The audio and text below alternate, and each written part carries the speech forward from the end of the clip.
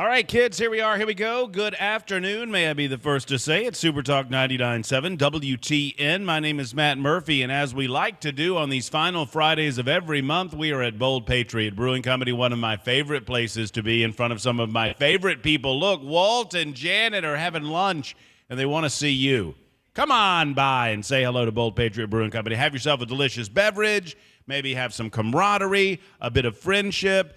Kick the weekend off in the proper fashion. That's why we're here at the end of every month, is to try to get your weekend going and maybe to shed some of the burdens that is the news cycle Monday through Friday that we deal with on a regular basis from noon until 3 on Super Talk 99.7 WTN. Allow me to get the pleasantries out of the way, and we'll get to the meat and potatoes of the show.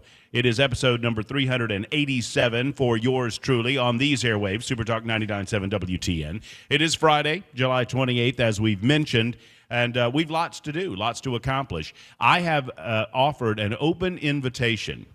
Now, we've got Jay Sinclair, never you fear. Our regular Friday guest will be at 12:30. That's a Bell K back at home base on the dead end of Music Row, a Bell K alert. 12:30, 12:35, thereabouts. Jay will be with us for 30 minutes giving his analysis on a couple of legal matters, not the least of which coming from Mar-a-Lago. More on that in a moment. So Jay will be here at 12:30 from about 12:30 to 1 o'clock. If you have legal questions, might want to get those in there fairly quickly. Then the proceedings kind of open up to, it's an ad hoc kind of, I don't know what's going to happen. Because I seem to be, and maybe I'm missing the mark on this, but I seem to be the only guy that I know in my inner circle, and I'm not knocking Mandis or Brian Wilson or Chris Hand, and if they've spoken on it and I missed it, I apologize. This is sincerely not a knock on any of those guys, but and maybe it demonstrates my naivete as to the interest that people have in the city of Nashville and Davidson County. But I'm genuinely interested in seeing if we cannot facilitate at least a moderate, if not even a conservative, getting elected as mayor of Nashville. And final voting happens tomorrow. Early voting happens tomorrow. So the final day of early voting is tomorrow, it's my understanding.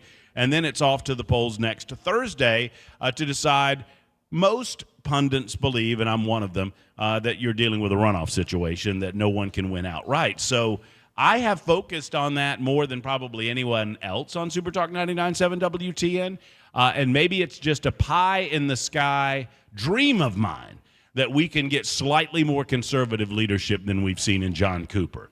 I think we could do a sight better than many of these candidates. And there are several candidates that I've tried to get on, several candidates that have come on the show with me to discuss the issues involving crime, homelessness, illegal drug activity, school safety for your kids, and other issues, growth. The growth problem that the city of Nashville has.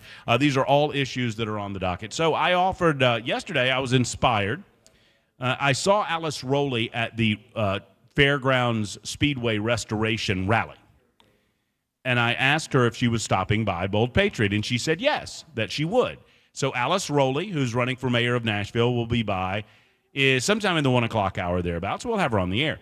And I was inspired, and Natisha Brooks told me that tentatively she was going to stop by. And Natisha has stopped by from time to time over these months that we've been doing these visits. So I was inspired by that, and I just threw it out there, an open invitation. Any mayoral candidate that wants to stop by, shake some hands at Bold Patriot Brewing Company. I mean, we're right in the heart of the city, for goodness sake, right on the west end. Out on Charlotte Pike in L&L Market, on the back end of L&L Market. And I thought, well, come on by. If you stop by, I'll put you on the radio and talk about your candidacy. And there's only, 9 of them or 10 of them? I mean, how many of them can possibly take me up on this? He says, putting his radio career in the hands of a bunch of ne'er-do-well politicians. So we're doing that. We're kind of opening up that. I will open up the conversation as well as to whether or not you believe it matters. I believe very much that it matters because I've seen how it matters. Now, maybe my life experience in Birmingham, Alabama is entirely different than the experience that we'll see in Nashville. But I fear that Nashville proper is taking a bit of a turn toward a hardened big city atmosphere. And I think that's dangerous, especially considering the amount of money that we depend on brought in by tourists. And matter of fact, a week or so after I made this comment on air, I see an article in the Tennessee, and that's right, I read the Tennessee, and so you don't have to. I pay that subscription fee. I get behind the paywall so you don't have to pay that good money. I do it for you. It's an occupational hazard.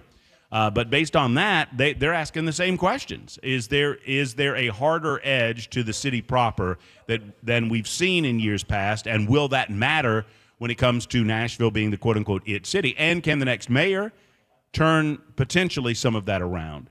So those are all questions kind of on the table on a First Amendment Freestyle Friday, which is what we're doing on Super Talk 99.7 WTN. But first and foremost, come out and see us, say hello to us.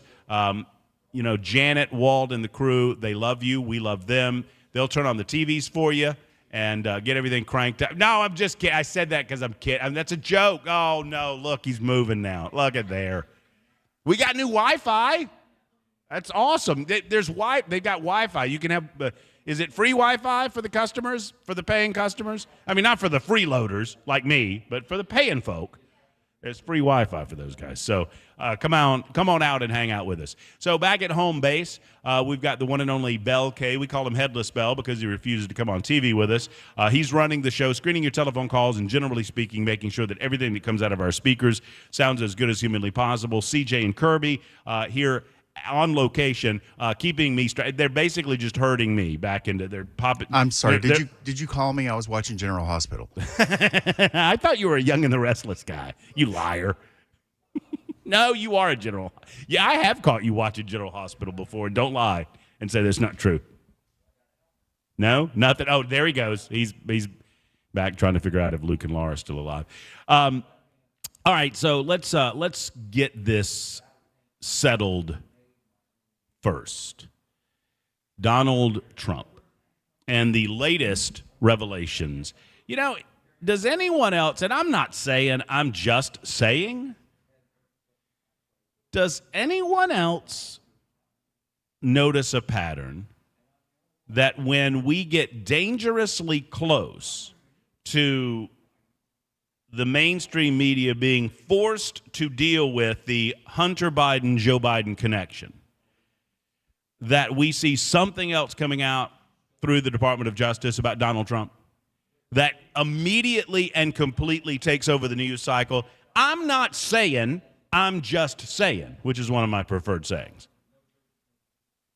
It is a simple observation that I cannot help but make, that each time we seem to reach critical mass regarding the connective tissue between Hunter Biden, Joe Biden, and the reasons why they could not come to a plea deal agreement earlier this week, and I laid it out for you yesterday. The reasons they could not come to a plea deal agreement earlier this week were simple. Because they cannot say the investigation into Hunter Biden is closed, because once they say it's closed, that gives the House of Representatives and James Comer's Oversight Committee all authority to go in and get all of the information and all of the evidence that they gathered during the information through the Department of Justice, and they get to see it. If they keep saying that the investigation is quote-unquote open, that means that they can look at the Oversight Committee and say, well, no, we can't give you this information right now because the investigation is still open. You see how that works? So they have to look at the judge in the case that's ready to accept a plea deal, and the judge says, wait a minute, is this investigation still ongoing? And they say, yes.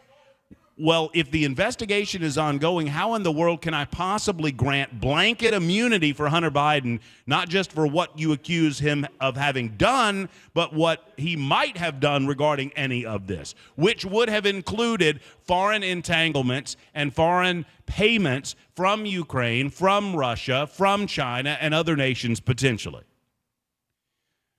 You see, they're trying to hold this information from the American people prior to the 2024 election cycle if they hold on to the concept that Joe Biden will manage to make it until then, and they can get him prop him up and get him reelected as president of the United States for a second term. And they know this information can't come forward because it does show, one, that he's been consistently lying to the American people. Sure, for 50 years he's been lying, but more particularly for the last 4 years when he says, oh, I don't know what my son's doing. I have no interest in my son's business dealings. I make a point never to talk to him. I could play you the clip. He said over and over again, I've made it a point to never speak to my son about his business because I've got to do my job and he's got to do his job. I did not say that. That's not, I did not say that. You did too, President Biden, sir, buddy. You know you did. You want to see my temper? Keep going. Well, I will keep going. Now that has changed in as much as, he never engaged in business with his son. That's the new narrative. That's the shifting of the goalpost. So they weren't able to put the Hunter Biden deal to bed because the judge sniffed it out. That's my analysis, and I'm excited to hear Jay Sinclair's analysis in about 20 minutes. And then conveniently, we get this additional information regarding Donald Trump. Because there was no plea deal, the mainstream media networks, where sadly most people consume their news, they felt compelled to relate what happened and why it happened. And getting into the why it happened necessarily got them into the connective tissue between Hunter and Joe. Well, they can't have that. They have to make this all about this is just about a private citizen, Hunter Biden. Oh, Hunter Biden, he's just a poor kid with a drug problem. And this is about a father who loves his son. And they maintain that he's just a private citizen with some private issues that he's working out, nothing to do with Joe. Meantime, I watch him show up at court with a 6-car motorcade. Wait, when's the last time you saw any Joe Schmo private citizen show up with a 6-car motorcade? So they have it both ways there. Now, I'm just saying that it smells when we see this latest development on the Trump front pop up 2 days after the mainstream media is forced to talk about some of the Joe and Hunter stuff.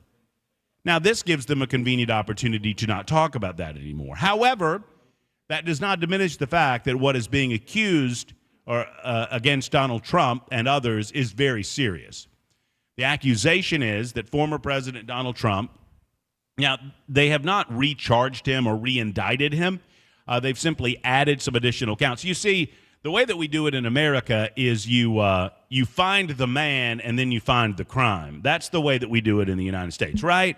I mean, that's the way that it's always been. That's what our justice system is all about. Just show me the man and I'll show you the crime. So the crimes that he was accused of previously in the indictment, while serious in nature, maybe didn't stick to the American people, to their ribs in the fashion that the prosecution wanted them to. And so now they're trying to roll people. And this is not new. When I tell you what the latest has happened, I want to remind you of a couple of names that you might remember in history, like Michael Cohen or Paul Manafort or Roger Stone. Those are 3 names that came to my mind. There are many, many others. These are individuals who were friendly or had business relationships with Donald Trump or worked for Donald Trump that have all been charged with crimes through the federal government for the purpose of attempting to get them to roll on Trump. And I believe that's what the latest development is all about. Now, there might be a there. I don't know. There might be fire where the federal government and the Department of Justice and Merrick Garland claims that we see smoke. I don't know. Donald Trump will get his day in court. But I don't believe it's about a day in court. I believe it's about stymieing the chief political rival of Joe Biden before he can get his feet underneath him in the 2024 election cycle. Imagine if I told you that the head of the government of a country used his military or his police powers, the police powers of his state, to find an underling of his chief political rival and to get and threaten that underling with prison time for the purpose of getting that underling to tell tales, whatever tales they want him to tell, on the promise that you won't have to serve any jail time. All of this designed to stymie that political rival. You would think I'm talking about some South American country, some third world banana republic, tin horn dictatorship. No, I'm talking about the United States of America. I mean, you can look at it that way. Now, that doesn't mean that what Trump is accused of doing toward the latter part of the indictment is not a serious accusation. And I've been on record as saying that it is possible that Donald Trump, toward the end of this, got a little too cute. And that's my fear, is that he played it a little too cute, and in doing so, they finally gotten him on what is ultimately a process crime. I'll delve into the details of exactly what the charges, the additional charges are in just a moment. Get your thoughts on the Super Text line, 615-737-9986. You can also give us a call at the same number, 615-737-9986. Or better yet, make your voice heard when you come out to Bold Patriot Brewing Company. I got a microphone that has no wires on it now, so we can move about the room and get your questions. Why not? Come on out and see us, Bold Patriot Brewing Company, L&L Market. It's the Matt Murphy Show, a First Amendment Freestyle Friday edition. It's 12:20 on Super Talk 99.7 WTN.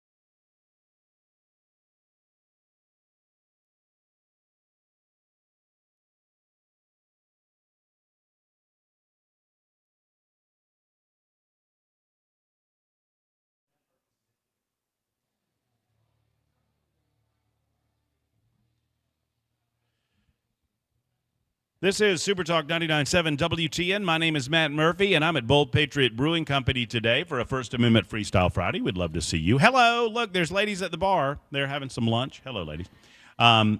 We'll be here till 3 o'clock today when we hand off to the drive, and a lot of folks coming around a little later on to include, I think Paul Winkler is going to stop by. I know Alice Rowley, a mayoral candidate, will stop by. I'm hearing that several other mayoral candidates are considering it as well, and we'd love to see you in abundance. Come on out and say hello to us as we're here till 3 o'clock this afternoon. Jay Sinclair coming up at 12:35 to give his analysis on what has been an interesting news day, to say the least. Before I get into that, I'll get into this. I brought up the mayoral race and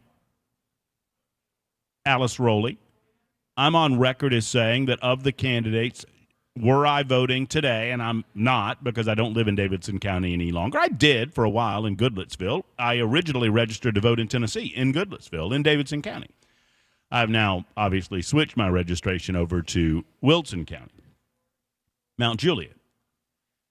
But of all of the candidates that I have heard from, had I a vote, and I was asked this several weeks ago, and I said, had I a vote, I'd vote for Alice Rowley. I mean, that's nothing necessarily against any of the other candidates. She seems the most fair-minded and more conservative-minded candidate of all of the candidates. Matt Wiltshire had a great opportunity to get my, a level of support out of me. I mean, nobody's getting my vote because, once again, I don't live in the county, but he has simply been absent. We've invited him on repeatedly. I don't know what we've done to upset the Wiltshire folks, but he's just decided that he doesn't need conservative votes and doesn't want to speak to conservative voices in the city. Okay. I mean, if you feel like you can 30-second commercial your way into the mayor's office, maybe you can. Maybe that's an avenue.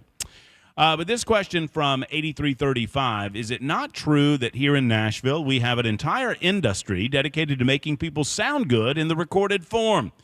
Therefore, I beg the question, why does Alice Rowley's commercial sound so bad? It sounds like she's stuttering and stammering, trying to read off a piece of paper, much like a third grader would. It's slow, it's sleepy, it has no fire whatsoever. You would think the very first thing a candidate would want, or at least those around the candidate would impress, is to have some energy for their public communications. I await your response. My response is, you noticed the ad. I'm not here to defend Alice Rowley's commercial, but I would offer that you noticed the commercial. That's a good thing. I don't know what her budget for commercial production would be. But outside of that, I don't really have a response. I mean, it is what it is. She made the decision to make it a more natural sounding commercial. I've not really listened that much. I'll be honest with you. I've got so much going on during commercial breaks that I don't listen a lot to some of what's going on during the commercial break because I'm setting up the next segment and whatnot. So I've not really carefully paid attention to what you're paying attention to.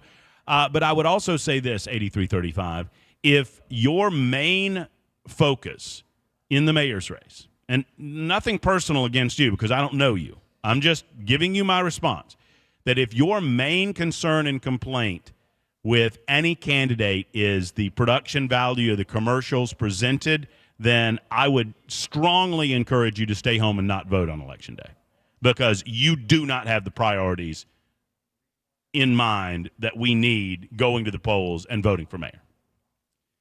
If you're not more concerned about policy positions and if you don't invest the time and energy and it's up to them, by the way, 8335, don't get me wrong, it's up to the candidate to figure that out. And if the candidate's ad is so bad that you can't get past the badness of the ad to get to the meat of what they're trying to say to you, then that is a fair criticism.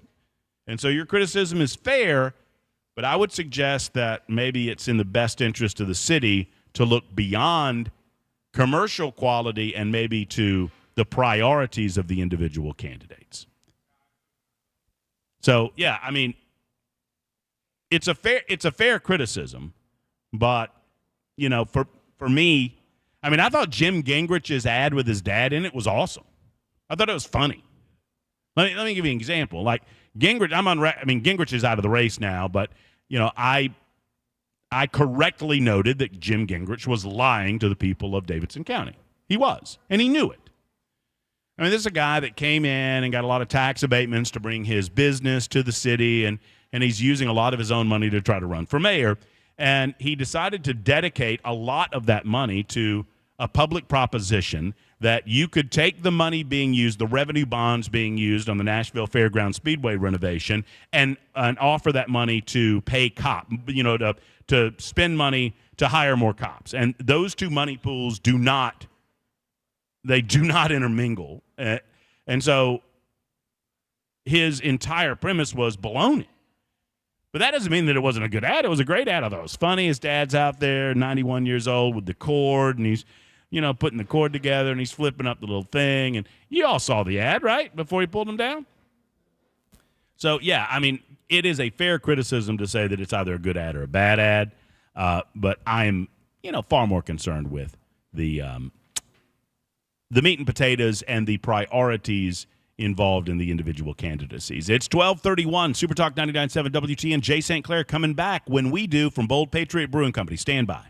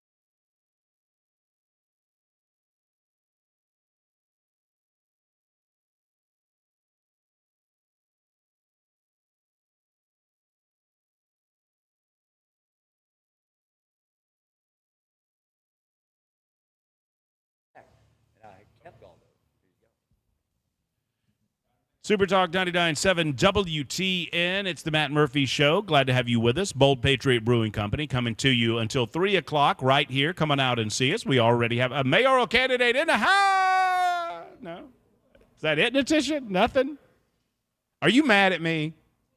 Okay, she's mad at me. That's okay. We're going to repair it at 1 o'clock today. Natisha Brooks, candidate for mayor, getting votes, hugging babies, shaking hands, making a name for herself, is here, and she will be on with us just after 1 o'clock. It is 12:36, Super Talk 99.7 WTN. Enough of my analysis on what's going down at Mar-a-Lago or what's going down in Delaware. Let's get to the man who understands the law. He is a Tennessee native, a graduate of Yale, and I'll say it as loud as you want me to. Ladies and gentlemen, boys and girls, put your hands together. It is Friday. Good morning, Americans.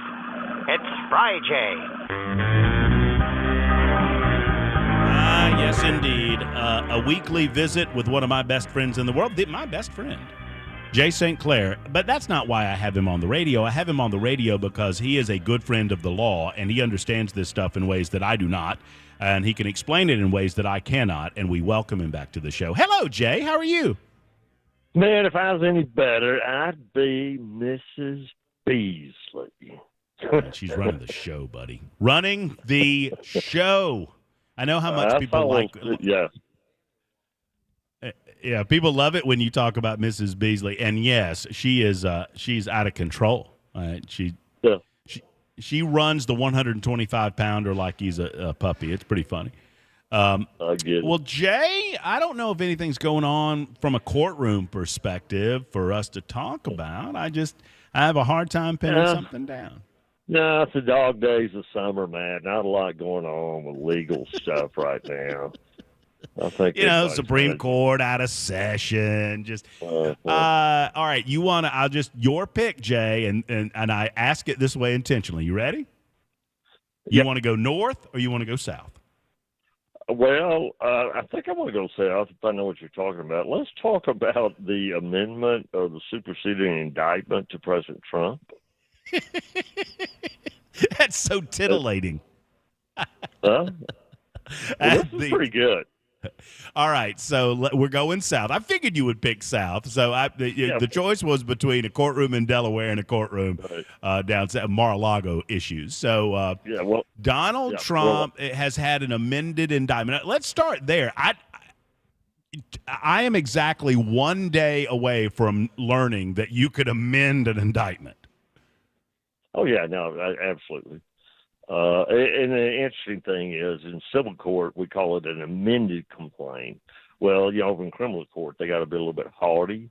It's not an amended indictment. It's a superseding indictment. That sounds more harassing. Right. Supersede. There was another indictment, and this indictment, the second indictment, supersedes the first indictment, and it includes a lot of what the first indictment said, but then more. Yeah, but this is great, man. I've just been studying it here this morning. I got it right here in my hands. And so after much thought and deliberation, right, all these events happened. Let's see, it's been over a year ago that these events happened. They said, okay, we're gonna throw another charge up against the wall. And this is that he was deliberately trying to destroy evidence, right? That sounds really bad. Mm-hmm. Well, here's the evidence they have of it, man. I've got it right here. I'm going to read it to you exactly from the superseding indictment. The government sent a subpoena to the Trump people after they'd gone in and done the raid, and they saw that there were cameras there, right? They went down there and did the raid to get the documents. When they got there, they saw the security cameras. So then they sent another subpoena and said, hey, we want all of the footage from your security cameras, right? I get that. Okay. And so now they got an obligation to go find that footage, right? And as often happens with electronic equipment, it only stores it for a certain period of time.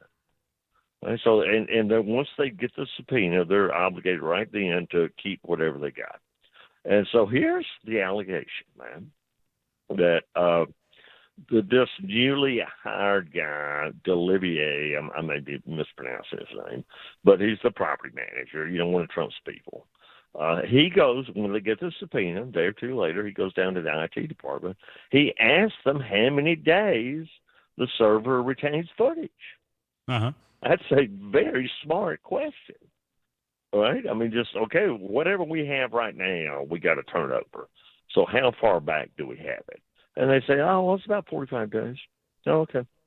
And then here's their evidence that this person, the Trump employee, told Trump employee 4, an anonymous person, we don't know who this is, but they say he's working with Trump, told him that the boss, in quotations, the boss wanted the server deleted. Uh-huh. And then the guy says, well, I don't know how to do that. And I don't believe I'd have the rights to do that. Right. To do that, you got to talk to my boss. And then the guy says, oh, okay. That's it? There's your evidence. That's it, man. So in the superseding indictment, the big story that every major media outlet is running with, that Trump deleted the videotapes. No, that's in not the he is not named? Well, they don't claim he deleted the tapes. All they claim happened is one guy said to another guy, he didn't even say, go delete the tapes. He didn't even say that. All he said was, well, the boss wants the server deleted. The boss. That's all he said. The boss wants the server deleted. And the guy says, well, I don't know. I can't do that. I don't know how to do that. You'll have to talk to my boss. And the movie ends right there. He never goes and talks to the boss. Nothing is deleted.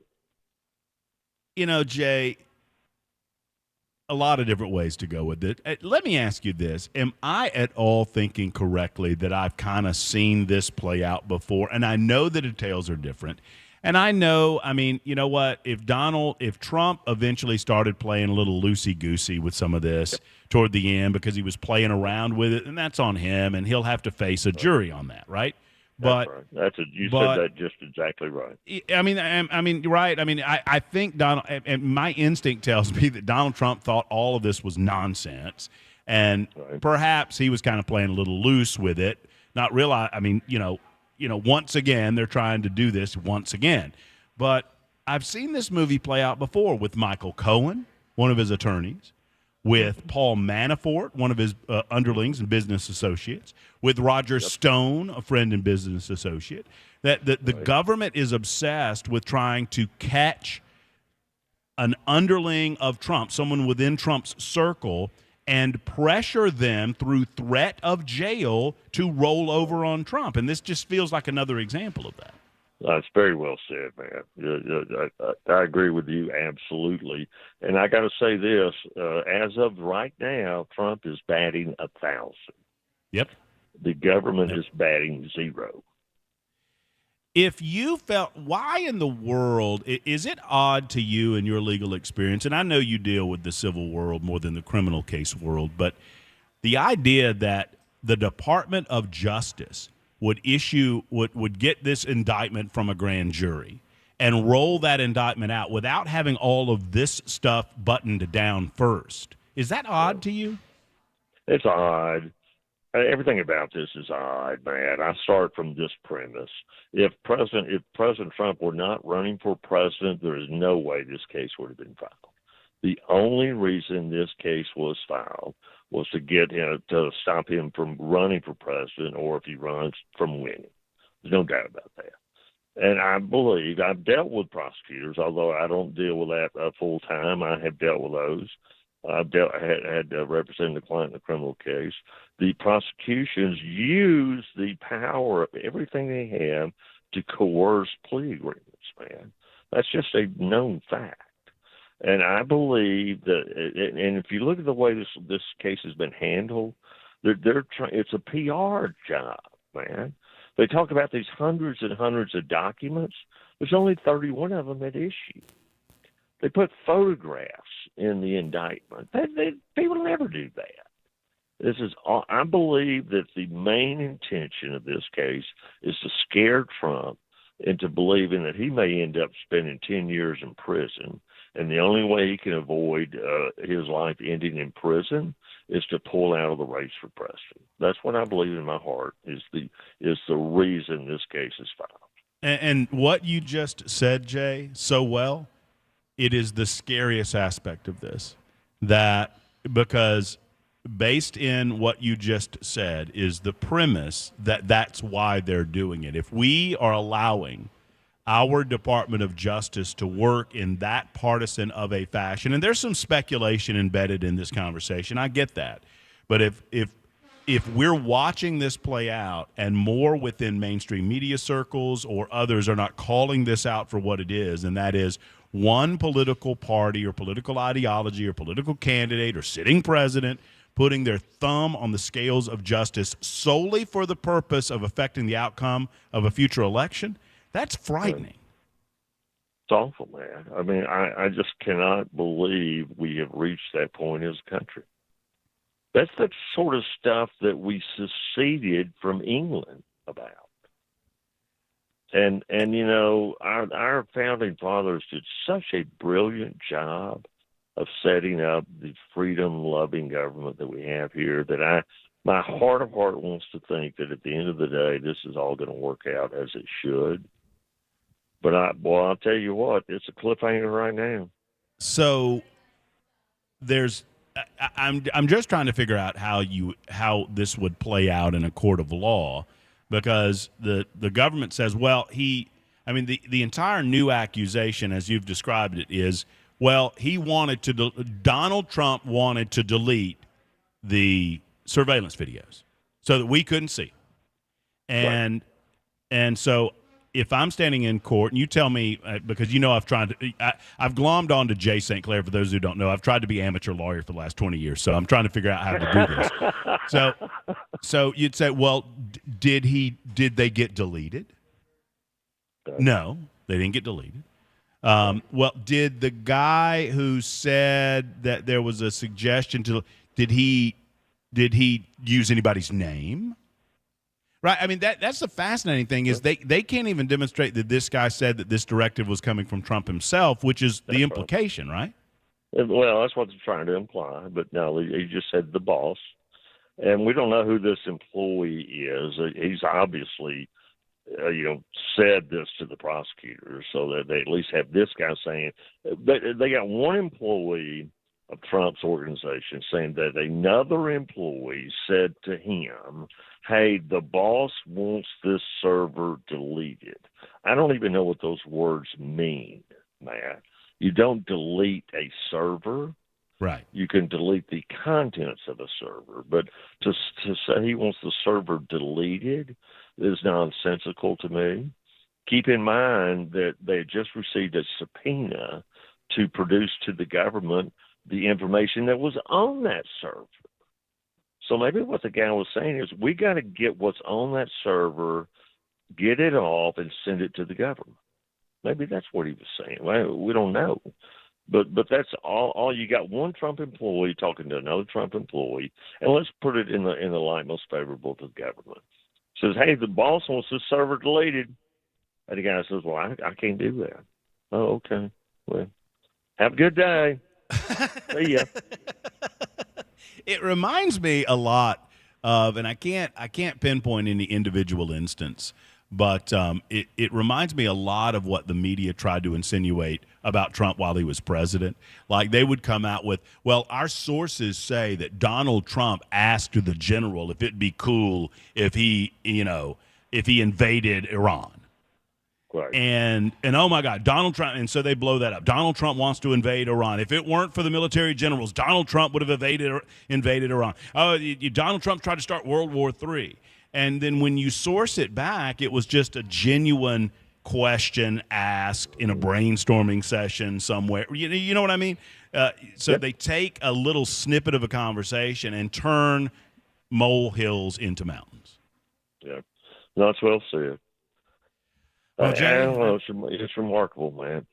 you kind of bringing my Friday down here. Let's lift our spirits by talking about Joe Biden after the break. Joe Biden and Hunter Biden and what happened there coming up, because I'm very curious Jay's perspective on how the judge handled what was to be a formality in regard to a plea deal between Hunter, his defense team, and the prosecution of the case. It's 12:50. We're at Bold Patriot Brewery Company, Super Talk 99.7 WTN.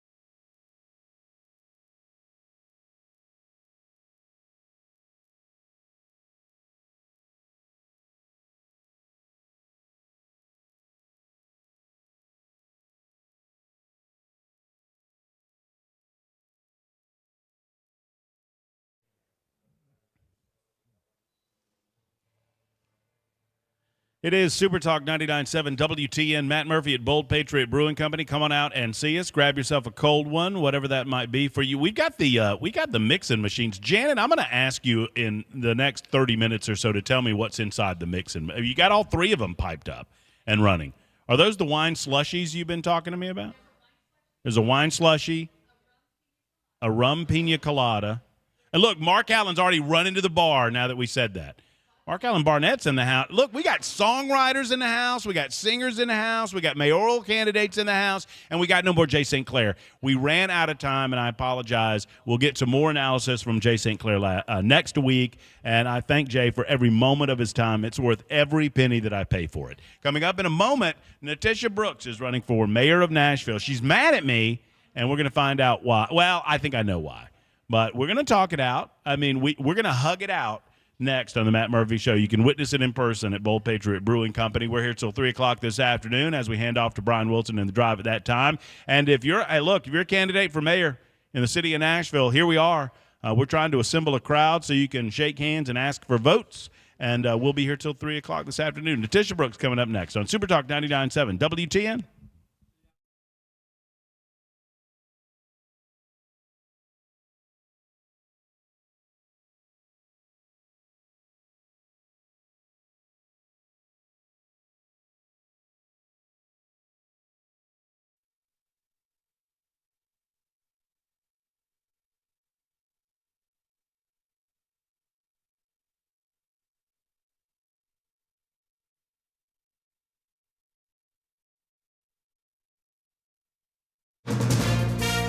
From ABC News, I'm Michelle Franzen.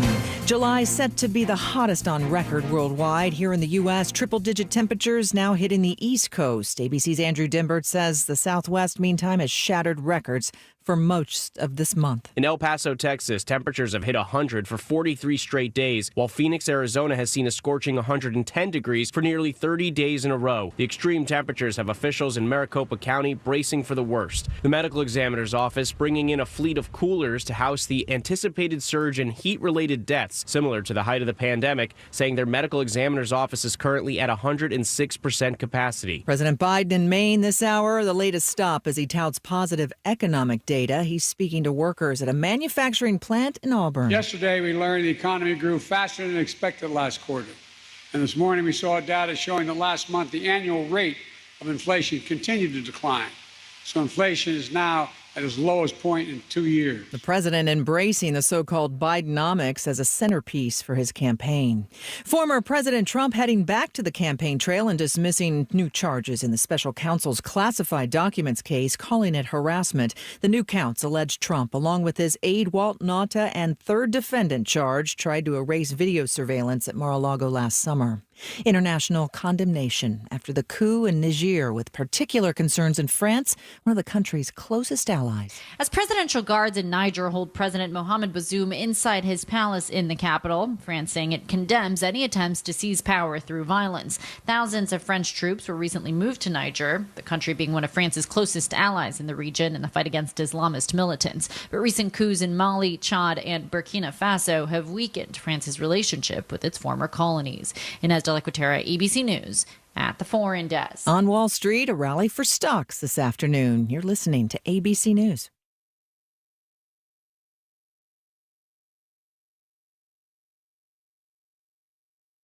Hi, I'm Paul Winkler. We know that diversification is an important part of the investing process, but how do you reduce risk of a portfolio through diversification? Well, you use correlations. Now think of bathing suit sales and suntan oil sales. They tend to move together, right? Think of bathing suit sales versus winter coat sales. More dissimilar movement, and that's the idea. But why is diversification so important? Well, think about it this way.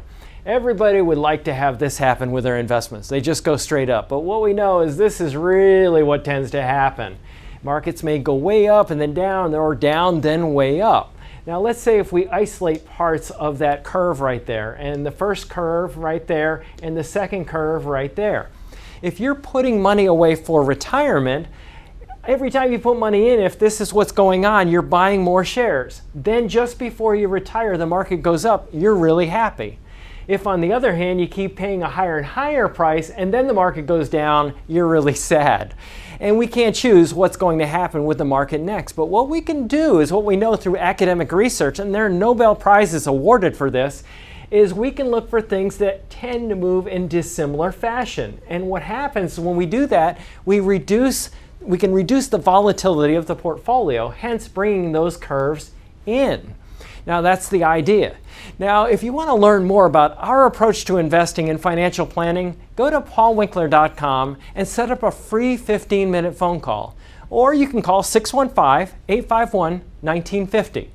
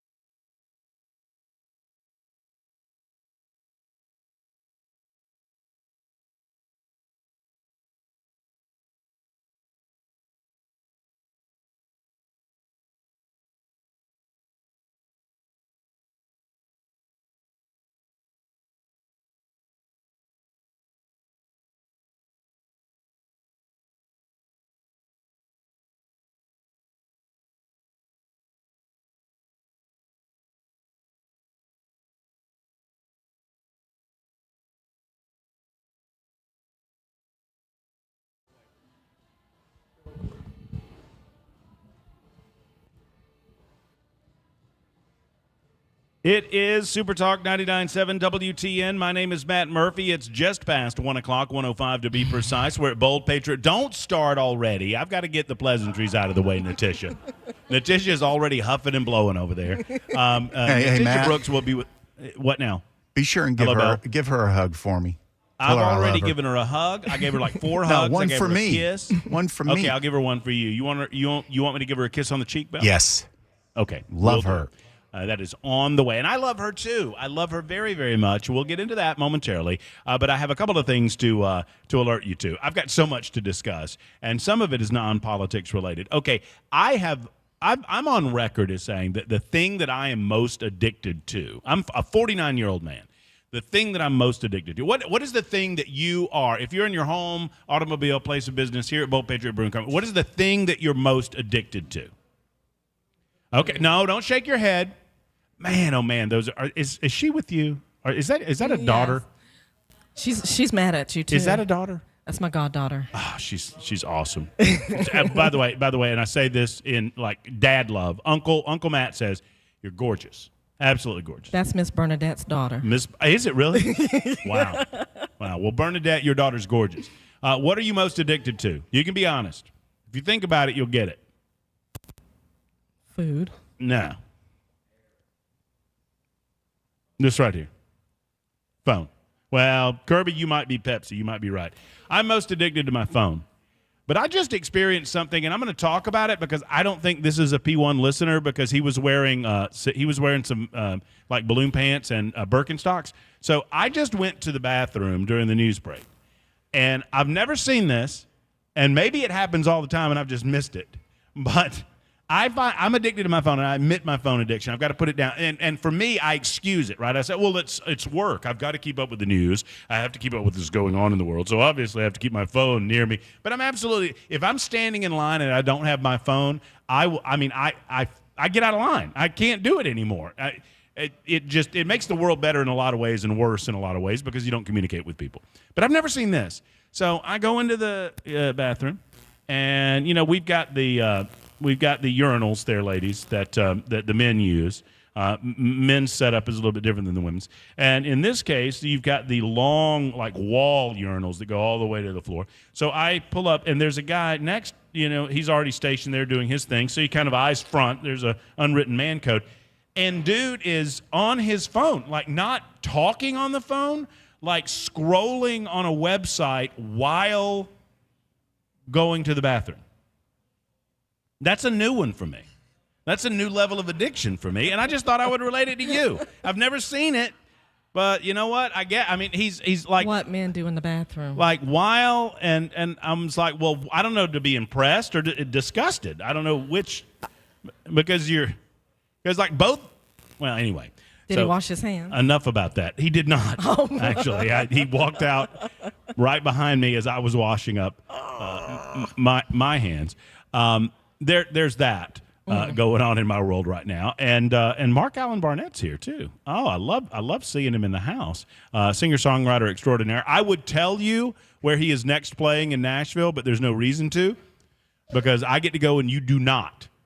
Are tickets already on sale? Oh, just a week. Well, I mean, could I tell him? I could tell him. All right, so Mark Allen and his team of singer-songwriters are going to be back at the Bluebird Cafe coming up August 19th. And if you do not get tickets within 5 minutes of them going on sale, you will not have tickets. So if you do happen to get them, say hello to me, because I'll be back in a corner somewhere. So there's that going on. 615-737-9986. Come on out and see us, or give us a super text at the aforementioned number. We invited any and all mayoral candidates to stop by with us today. And look who's here, Natisha Brooks. Natisha, our Miss Brooks, the teacher. Hey, Miss Brooks. I got to school you on some things. Okay. Holler. Give it to me. All right. All right. I'm in trouble. I know why I'm in trouble, but we can have this conversation. All right, we can have a conversation. Because I love you to death. You know that. I love you back. And back. you know I appreciate your enthusiasm, and I appreciate your conservatism. I appreciate everything that you're about. Well, this is what we've been hearing for the past 4 years. We appreciate this, Natisha. We appreciate that, Natisha. But then when it comes to the vote, we go somewhere else. And we're in Nashville, Davidson County, where this is an uphill battle, where voters are going to have to play just a little bit of chess to see who can get to the finish line. It's half minority. So if you're not in the minority community, you're not going to win Nashville mayor. I don't care who you are. Wait, so you're saying, hold on, let me ask. Let me make sure I heard you right. Yeah, we got to school you. So you're saying if you're not black, you can't win? No, that's not what I said. That's not what I said. What did you say? You said if you're not in the minority community, you can't win mayor. I talk, you listen, you do your research. No. Let me make it uncomfortable. It's my show. And so we'll have a conversation. Yes. And I love you. We're going to have a conversation. I love you back. But you're not going to take over. No, we're not going to take over. Okay, now go ahead. All right. So if you look at the demographics, you have to get the minority community. You've got to be into the minority community, right, the black churches, right, to even have a shot at winning. This has nothing to do with the color of one's skin. It's the activity that you are doing within all of the communities. So you have Bordeaux, you have North Nashville, mm-hmm, right? You have Antioch, mm-hmm, okay? So if you are not participating in those areas, then one is going to think that you don't care about the minority community. And when I say minority community, I'm also talking about those people that are not of color that fall into the classes of $30,000 a year to $50,000 a year. So you have to make sure that you are within those areas and perimeters and hearing the issues of those that make less than $50,000 a year. Okay, so you're in the minority community in Davidson County as a conservative. Very minority community. So how do you go into those communities that you just mentioned and present a plan of action that is consistent with their ideological values in a way that they vote for you? How do you do that? The reality is they don't know, and we've said this a lot, that minorities don't know they're conservative until you present the platform of the Republican Party or what we're about. Then they say, oh, I didn't know that, mm-hmm, right? So that's why I wasn't trying. And those minorities are still going to go to the polls and they're going to vote 90% Democrat. Well, I mean, it's a sad reality. I mean, and we fight to change that. But Well, the Tennessean just put out yesterday.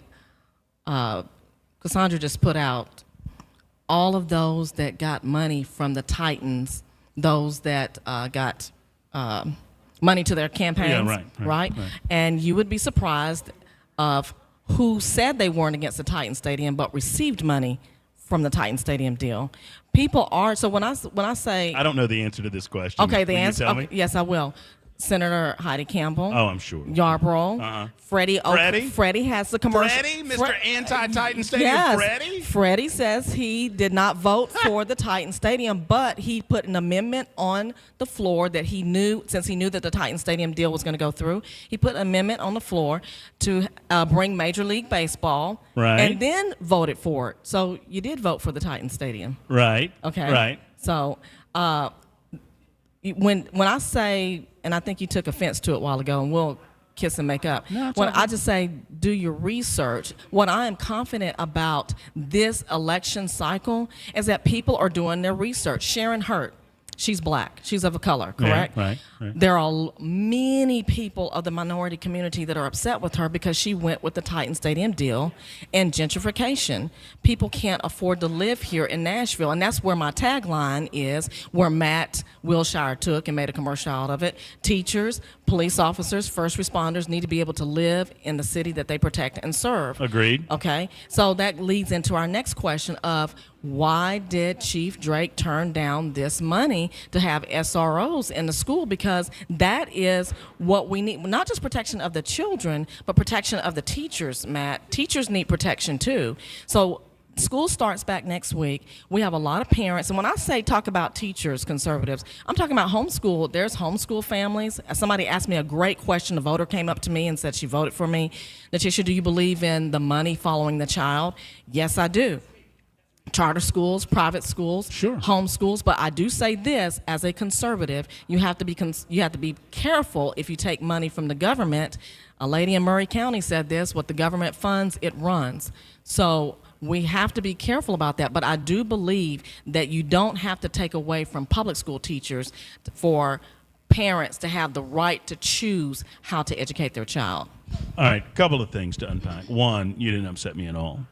I was just like, there's zero way that you can upset me. Two, here's the fine line that I'm walking, Natisha, is that I promised myself that I would, and there are several reasons for this, but I promised myself that I would never pour cold water on someone like yourself, as enthusiastic as you are for this community. As much as you believe in this, as much as you believe in this community, and as good as you are on these issues, I'm never going to be accused of saying, well, you can't do, won't do, shouldn't do, or whatever.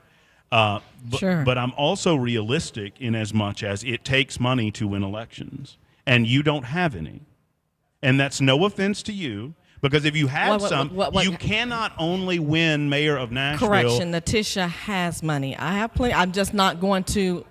There's 11 people. Then why are you not spending it, letting people know your name? Well, Jim Gingrich spent $2 million. Jim Gingrich had a bad platform. We're not talking about Jim Gingrich. We're talking about your good platform. We're talking about Natisha Brooks. Well, people out there know me. Our message board just blew up when you said you were for another candidate. People know me out there. I didn't say I was for. I said what I said was, let's get it right. I said that if I had a vote, I would vote for Alice Rowley. Right. Because I believe that Alice Rowley has positioned herself as the only conservative in the race that has a chance to get in the runoff. I don't think you have a chance to get in the runoff, Natisha. Well, that's not personal. It's just my observation. It's attitudes like that.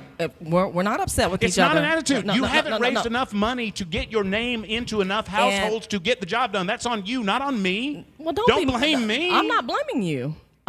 You just did. You said it's attitudes like yours that cause because everybody says money, money, money, money, money. Social media does work too. I certainly in concert with what? At the end of the day, you've heard me say this many times. People are going to spend plenty of money to get their name out there. But I am a strong believer that people in this election are actually doing their research on candidates. I'm watching people go in with their ballots circled, people coming up to me saying, Natisha, Hold on just a second. No, I'm not. I know you're not. Natisha, Okay. I'm just sitting here listening. Okay. People come in and say, Natisha, I have my own Facebook group. I have groups that we are putting your name and your platform out there. So I have to believe in that. And if I believe in that, I believe other people believe in that as well. I can't help how you believe, but I believe in our platform. I believe in our message, and I believe that people know who we are. It's not as But much a reality on my belief. It is what is. And we'll see together on Thursday. And okay. and I don't want anyone to mistake our discussion, our debate here with any disagreement with who you are and what you stand for. I love it and I believe in it. And I wish that some multi-billionaire would have put enough money into your campaign to get the message out about Natisha Brooks. But the fact of the matter is we're 5 days out and that has not happened. And I'm not knocking it. The fact of the matter is, if I can say this, the fact of the matter is we have gone to ask for endorsements. Sheriff Darren Hall just endorsed Matt Wilshire. We do ask. You know what they tell us? We're not endorsing anybody in the race. And then you turn around and you see, oh, this person gave to this candidate. So how do you think that makes me feel? When we do ask, we ask, will you help us out in this race? Well, we're going to stay out of it. We're going to stay out of it. And then you look up and see, oh, wow, well, they didn't stay out of it. That's nothing I can't help. I can't help that. But what I can help, though, Matt, is that for me to continually have faith in our democracy, have faith in the vote, have faith in people. And it brings me a lot of gratitude when I see people come out of the voting booth, come walk up to me and say, Natisha, I heard your message. Well, I know that it does, and it's one of the reasons that I have been a platform to consistently get your message out to the people. I know you have. I know. So and we're grateful for that, and by look, the way. And I believe in that, but the reality remains that it has always taken money to win in politics. From the beginning of America, it has taken money to win. And so what we should be talking about is leadership in our party. We had this in the U.S. Senate race. We had 14 people running. We had 12 people running in the congressional. I'm getting coughed at. Yeah. I'm going to let you finish the point, and then we'll go to a break. But finish the point first. But the leadership should say, hey, we don't need 3 people running for mayor that are Republicans or conservatives. We need to get behind somebody. Another thing that people are talking about, there are 5 women of color. The people of color in Nashville are upset because they're saying if they would just get behind one person, well, it's not about the color. It's about what we stand for. Mm-hmm. I didn't know these other 2 candidates were going to be in the race. I was the first one on your show that announced. I didn't know. Okay, but had we got together and said, hey, let's get behind one person, one of us could have ran for mayor, the other one could have ran, look who we got for vice mayor. I met Jim Shulman for the first time the other night. Yeah. So, And, but that comes from leadership. Right. We leadership starts from the top. Bring everybody in and say, hey, let's see if we can get one of y'all across the finish line. We're going to talk priorities with Natisha Brooks in just a moment. She's going to lay out some of the priorities that she has talked to the people across Davidson County about in her political campaign. As we continue from Bold Patriot Brewing Company, come on out and see us. It is the Matt Murphy Show on Super Talk 99.7 WTN.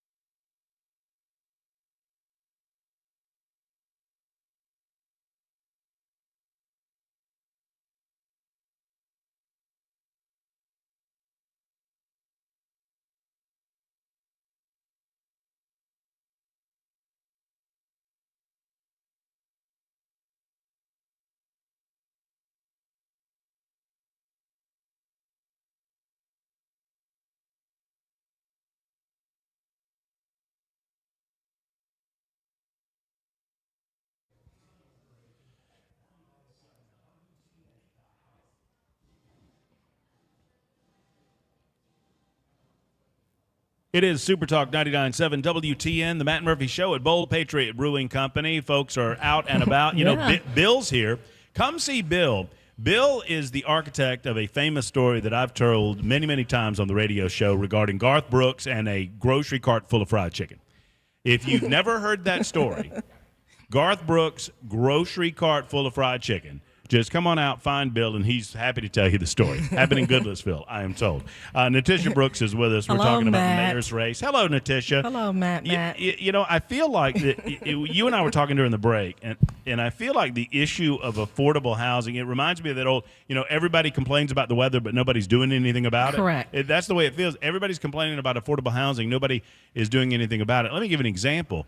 Matt, this confuses me. Okay. Like Matt Wiltshire, who I'm going to pick on because we've repeatedly asked him on the show. You have always made yourself available. You ask, I come. He's nowhere to be found.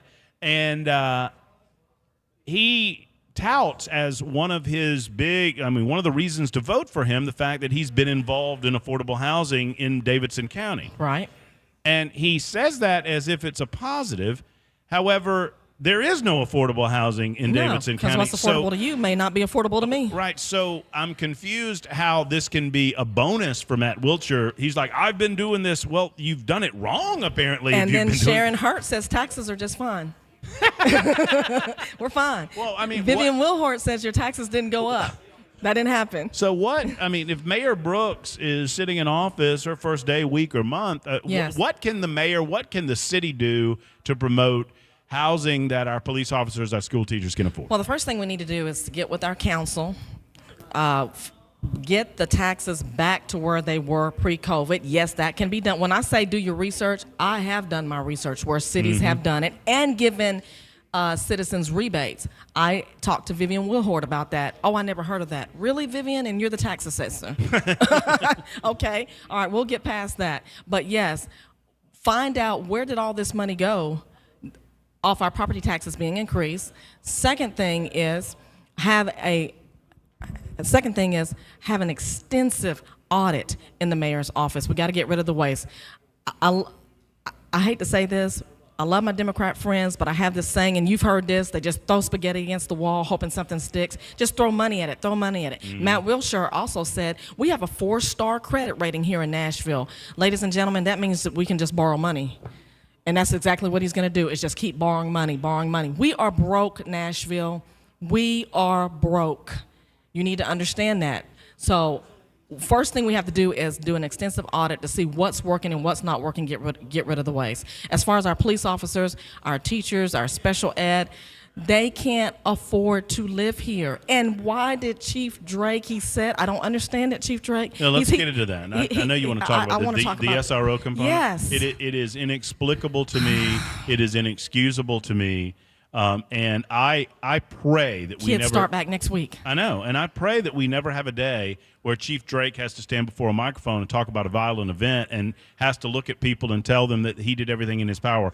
I mean, it is beyond the pale that you have a year. You have $2.5 million sitting on the table. And what person would not want to make $58,000, almost $60,000 a year right now? Who wouldn't want to? I would think. Heck, that would be attractive. I mean, I'm good on money, but I'd put on a uniform. But listen, I don't understand that part. Maybe I missed the memo, was not in the meeting, but we have to have this. We have to fortify our schools. Our teachers and students need to be protected, and I'm with you. I pray that this doesn't happen. I mean, but on the other hand, we did good. Everybody knows that I'm a retired homeschool educator. Our homeschool academy is doing well. As a matter of fact, we're totally booked. My family took it over. People are pulling their kids out left and right. They shouldn't have to do that. And another thing I said, Matt, you heard me say this all the time. I've always wanted to have an ag magnet school. Agriculture matters. Everyone is not going to college. We need to get back trade school certificates. We need to get this now. And that's something I have to work with the state on. That's not something that a mayor does. Get that into the curriculum. Get back trade school certificates because everybody's not going to college. But we have this thing that if you don't go to college, then you're less than. But it's not true. It's not true. Not true. And some of the I mean, some of the finest people you'll meet, they're tradesmen, they're electricians, they're plumbers, they work on Get heating and these AC. permits passed Right. through. The permits are just sitting on the desk. We need to get them through. If we're talking about affordable housing, Is Nashville, only a couple of minutes left, Natisha, but Okay. is Nashville changing? I hear people telling me, and I haven't been here long enough, but they say that Nashville is hardening like so many other big cities that we've seen in terms of crime and homelessness and drug use. What, if anything, should the next mayor do about this? Why, I mean, because if you start hardening your edges, you lose that it city factor, right? You lose that honey spot that you are as a tourist destination. well, we got a lot of things going on. The Titan Stadium, the race. And here's the thing, guys. I'm really for it. I missed the meeting the other day about the renovation? Yeah. Oh, I know you are. I'm totally for it, but I also believe that the taxpayers need to vote on that. It should go back to the vote of what people want.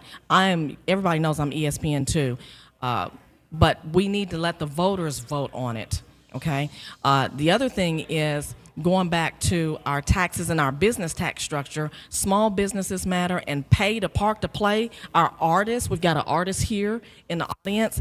How can they afford this parking that they have to get their gear up, get it in, pay for parking? So just parking I don't wanna- exemptions, how would that work? Yeah, I've heard this. parking exemptions. Look up Shreveport conservatives. Look up Shreveport, Louisiana. The reason why Natisha ran for mayor is because we're so much in debt. I don't want this turning into a Shreveport, Louisiana, where there's gambling casinos everywhere to try to pay down our debt. Right. You don't want that.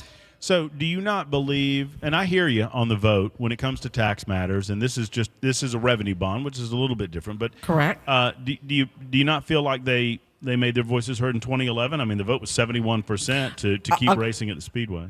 I do, but then if you're running for mayor and you're listening to those that live in the area, I looked at the minutes the other day of that meeting. There are a lot of people that are against it. They're talking about the noise level, but as I did my research, I heard that they were going to put the noise barriers up. So I'm not quite understanding what the argument is, but I'm just trying to make sure that it goes back to the people that they vote on it. Yeah, and I think if you had a vote of Davidson County, it would reflect the 2011 vote. Absolutely. I mean, and I think the opponents of the expansion of the raceway or the renovation of the raceway would be against a vote because they know how it would And go. quickly, what is the one thing that I've always said before we go? It's not guns that kill, it's mental illness. I've been talking about this for the last 2 campaigns. I hope everyone gets to the state legislature when they have that special session. It takes one little thing, and they're starting to pick away our guns. You know, Senator Campbell was on your show. I listened to her. Well, we don't want SROs in the school. So how does that work? She called it militarizing our schools, is what she called it. Putting police officers in schools is militarizing our schools. I'll just leave it there. I mean, that says all you need to know. I mean, yeah, Bill, show Natisha what you just did behind Natisha. I didn't hear you. Just boo. Yeah, That's awful. No. So, and then last but not least, Yep. human trafficking, adoption and foster care, working with the state legislature to make sure our kids get out of the system before they age out because we don't want them to be victims of sex trafficking. How can people find out more about Natisha? Natisha, Natisha, NatishaForNashville.com, Natisha Brooks 16 Twitter. And everyone out there, Matt and I, we still love each other. We love each other. It's 1:34. Bell K does not love me right now because I'm way late. It is the Matt Murphy Show live from Bold Patriot, Super Talk 99.7 WTN.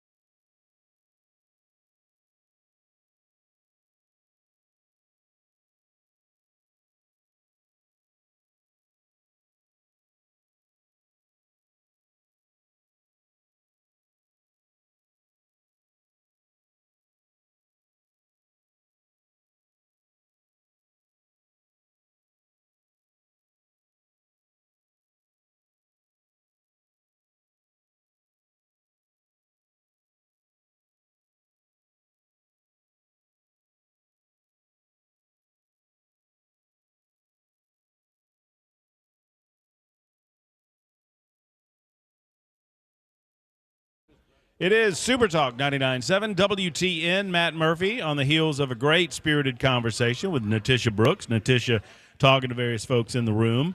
She'll be here for a couple of minutes. If you're heading our way and you want to meet Natisha, she'll hang out for a minute or two, I'm certain. Bold Patriot Brewing Company is our location. We would love to see you. We're here till 3 o'clock this afternoon. We'll have as many mayoral candidates as stop by. We'll have them on, and we'll challenge all of them on their positions on the issues. Many of you responding to that spirited conversation between Natisha and myself. And most of you feel like that I was, I'm going to sanitize. Did you see this, Bell, where one guy called me a butthole? He said I was being a butthole. And I apologized after I texted it, and why you bring it up on the air, I don't know. Natisha loves me, and I love Natisha. But the person 4295 said that I was being a mean person in discussing Natisha. Now, I was not trying to be mean. I was just trying to kind of reset parameters in terms of the discussion, and I want to reset what I said on the front end before. People mistake passion for anger. Well, that's right, and neither Natisha are angry at each other, but I am, I just have to give my position on where I'm at on the race, and I know what I don't want to do is dissuade individuals from running to public service, and I do understand realistically that there's a process. I understand that you have to have a certain amount of money. I understand you have to have a certain amount of passion. Natisha is overflowing in terms of passion and where she is on her position on any issue in the city of Nashville. And it's one of the things that I love about her. She is cocksure of where she is on the issue. She will tell you where she is on the issue. But there's another side of that, is that you have to, as they say at the end of the day, you have to get the votes out and you have to get the people to the polls. And we'll see where that lands. I will never dissuade anyone again from attempting to run for public office because of the idea, well, you don't have a chance to win. We've heard that all the time. We hear that all the time. Well, you don't have a chance to win. You don't have a chance to win. Well, that doesn't mean that you should not give it a go. But, I mean, I can cite you example after example after example of individuals who, quote, did not have a chance to win. So I'm just trying to speak the truth, and Natisha has an opportunity to speak her truth, and I appreciate her being on with us. She's always been very available and upfront with where she was on the issues of the day. I want to bring this up. I've had it in my back pocket for the last few days, and as we're kind of resetting here, I wanted to we've had conversations about the Tennessee Wildlife Resources Agency in the past. This story that came out earlier in the week from News Channel 5 is fascinating to me. And in the interest of disclosure, I have reached out to Holly Lamar via social media. I've asked Holly Lamar if she'd be willing to come on the show. If the name is familiar to you, that is because Holly Lamar wrote a pretty famous song that you've probably heard of. But in addition to being a songwriter, Holly has a passion for birds. Birds of prey, more specifically. And there is a story involving Holly Lamar that I have a difficult time believing. I've heard since I've been in Tennessee that the Tennessee Wildlife Resources Agency believes that they operate extracurricular to the law, especially when it comes to the laws of your private property. Now, they have carved out some exceptions. I'm not getting into the legalese on this, but they've carved out a few exceptions, giving them the ability to come on your private property under certain circumstances. But that's not what this is. A Davidson County woman by the name of Holly Lamar is suing 3 agents with the Tennessee Wildlife Resources Agency because they raided her home and seized all of her captive-bred birds of prey in August of last year. This story from Channel 5, which first reported that months after agents raided Holly Lamar's home, one of her prize falcons died while in state custody. The judge later ordered the return of all the seized birds and said the search and seizure were made illegally with an invalid search warrant and in violation of the constitutional protection against unreasonable searches and seizures. And it's not just the Holly Lamar case when I tell you this, but I've heard repeatedly from people when we bring the TWRA up that they play loosey-goosey with the laws of private property, with your constitutional rights to be protected and your civil rights. Holly Lamar claims in a federal civil rights lawsuit that 3 agents, Rusty Bowles, Matthew Norman, and Darren Ryder, violated her constitutional rights. She claims agents maliciously prosecuted and falsely charged her with 30 separate criminal offenses. Prosecutors subsequently dropped all the criminal charges against her after her birds were returned to her. In other words, let me just tell you what the lawsuit claims from the News 5 article. The lawsuit claims Lamar's business and reputation were damaged, and the business she started, Wingblade Falconry Bird of Prey Displays, has not recovered. The business featured birds including falcons, hawks, and owls. The lawsuit claims the agents seized her birds because she filed a complaint against one of the TWRA agents. In other words, it was retribution for filing a complaint. It also alleges agents discriminated against Lamar because she is a woman. I don't know anything about that. I don't know a lot about the case. I'm just exploring it along with you. And much of this is from the side of Holly Lamar and her attorneys. Lamar claims her attorney, Ben Rabin, said our lawsuit alleges that these TWRA officers unconstitutionally seized her birds, maliciously prosecuted her, ruined her lawful business.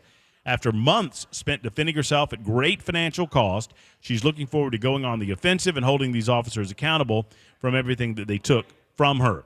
Earlier this year in court, TWRA agents testified that they did not know why the falcon died in state. I mean, they took her birds and then killed one of her falcons. I won't say they killed it. One of her falcons died while in custody of the state. Agents said, the birds were well taken care of. They seized the birds because they say Lamar exceeded the number of birds allowed by her permit.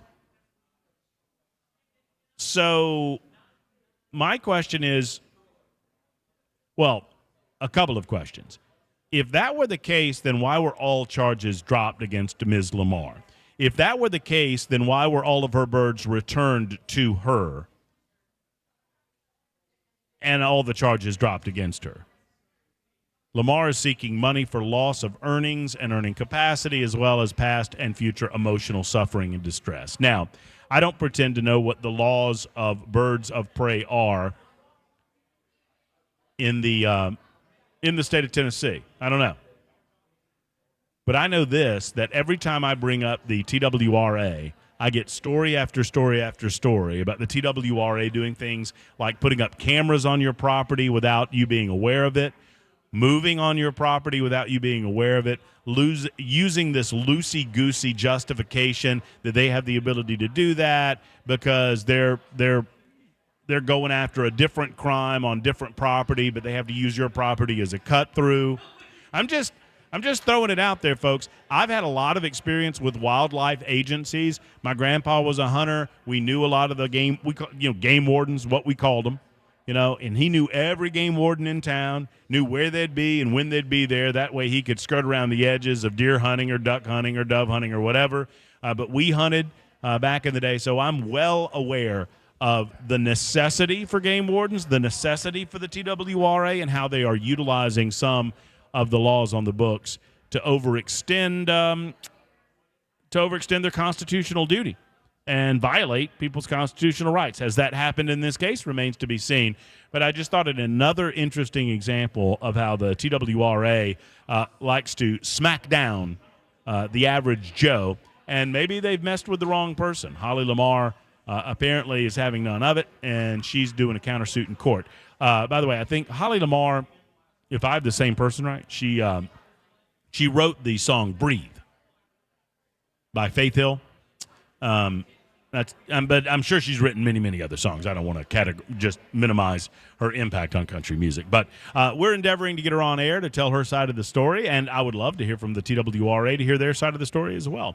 We will hear from Paul Winkler coming up in just a moment. He's kind of the father of the feast when we come out to Bold Patriot Brewing Company, brought to you by Paul Winkler and everything he does. Plus, Alice Rowley will be along coming up in a couple of minutes as well. She's running for mayor of Nashville. It's 1:48 on Super Talk 99.7 WTN.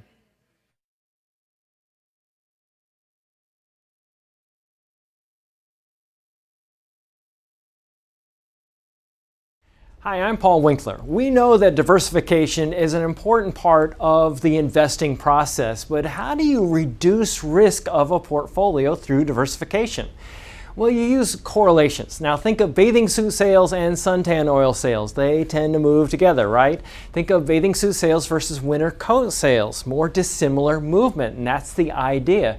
But why is diversification so important? Well, think about it this way.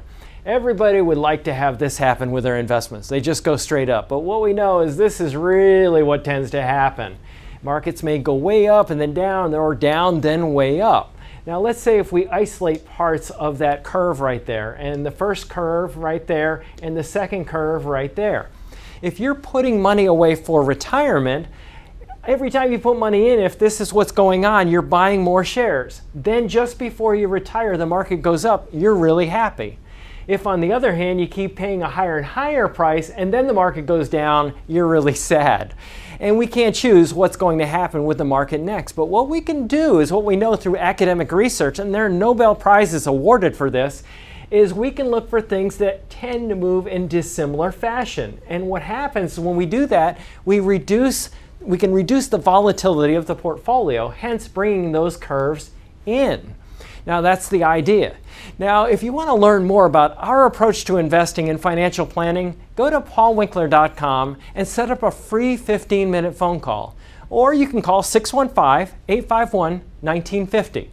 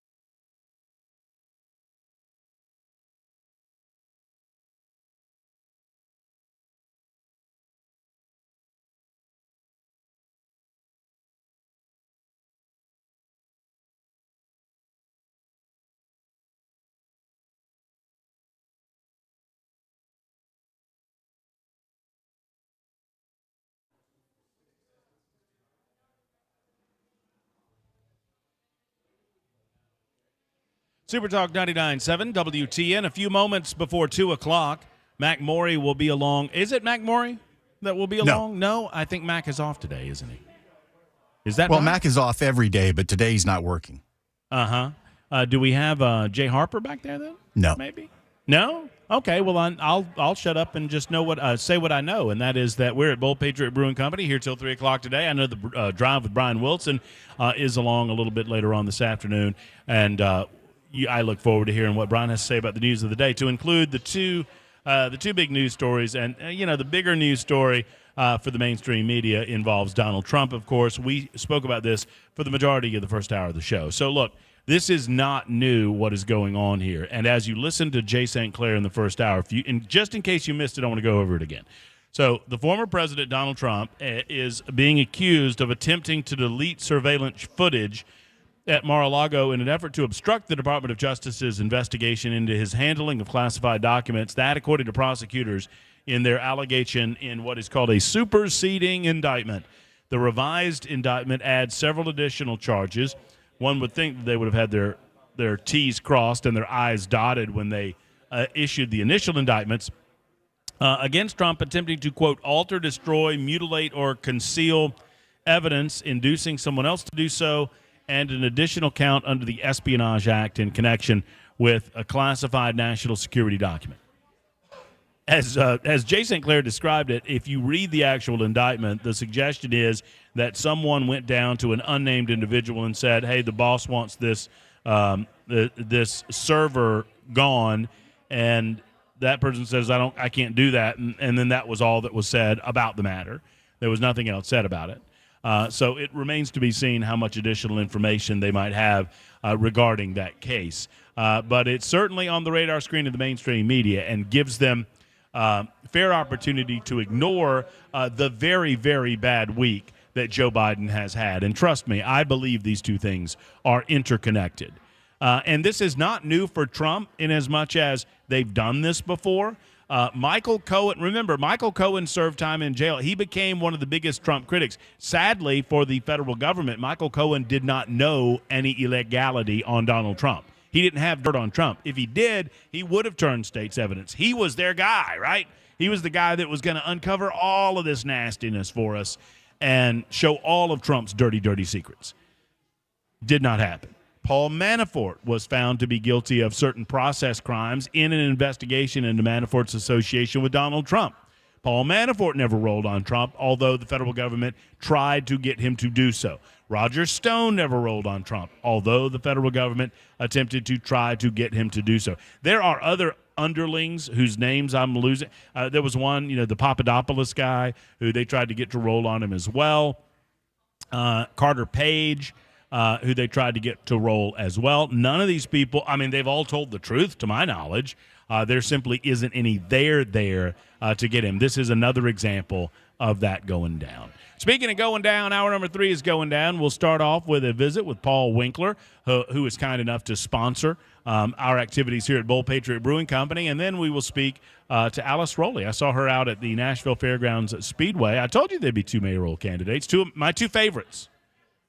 My two favorites, and Alice Rowley is one of those. We'll be back in just a moment for hour number 3, live from Bold Patriot Brewing Company. It's the Matt Murphy Show on Super Talk 99.7 WTN.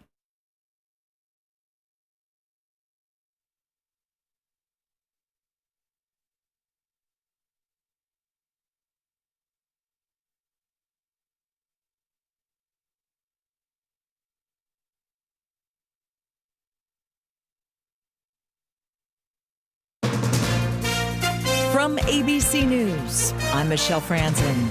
In Alabama, Carly Russell, the woman who admitted making up a story she was kidnapped and reported a toddler missing, has been charged with misdemeanors related to false statements. Hoover Police Chief Nick Durgis says countless law enforcement officers, both state and federal, dedicated time and resources, and the hoax left the community on edge. Many private citizens volunteered their time and energy into looking for a potential kidnapping victim that we know now was never in any danger. Russell is being released on bond. Former President Trump dismissing new charges in the special counsel's classified documents case as harassment and a witch hunt. The new counts allege Trump, along with his aide, Walt Nalta, and a third defendant charged, tried to erase video surveillance at Mar-a-Lago last summer.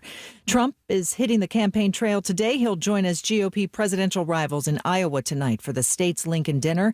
Candidates get 10 minutes to address the crowd. In Michigan, it is day 2 of a sentencing hearing for convicted Oxford school shooter Ethan Crumbley. The convicted teen is asking that he be eligible for parole. Making the case that Ethan Crumbley was the product of his abhorrent family life and untreated mental illness, the defense asking for parole at some point. But prosecutors making their case that Crumbley, now 17, should be locked up for life. On Thursday, prosecutor Karen McDonald. His life is at stake. But everyone else is here in this courtroom today because this defendant made the decision to kill 4 other people and to take their lives instead of his own. Crumbley pleaded guilty to 24 charges, including 1 count of terrorism and 4 counts of first-degree murder in the deadly November 2021 Oxford High School shooting. Dave Packer, ABC News. Dire heat warnings impacting 150 million Americans across the country. The heat dome has been locked over Texas for 43 days and now expanded to the East Coast. You're listening to ABC News.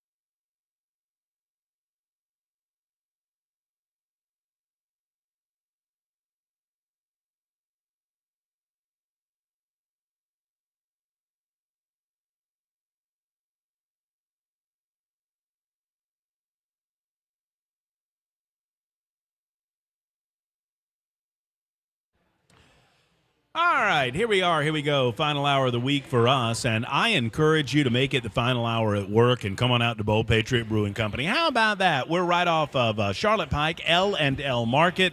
All it takes for you is to stop by, swing by, say hello, And who knows? I might buy somebody a beer. You never know. I don't know that I'm legally allowed to do that, but I'll go ahead and say that I am.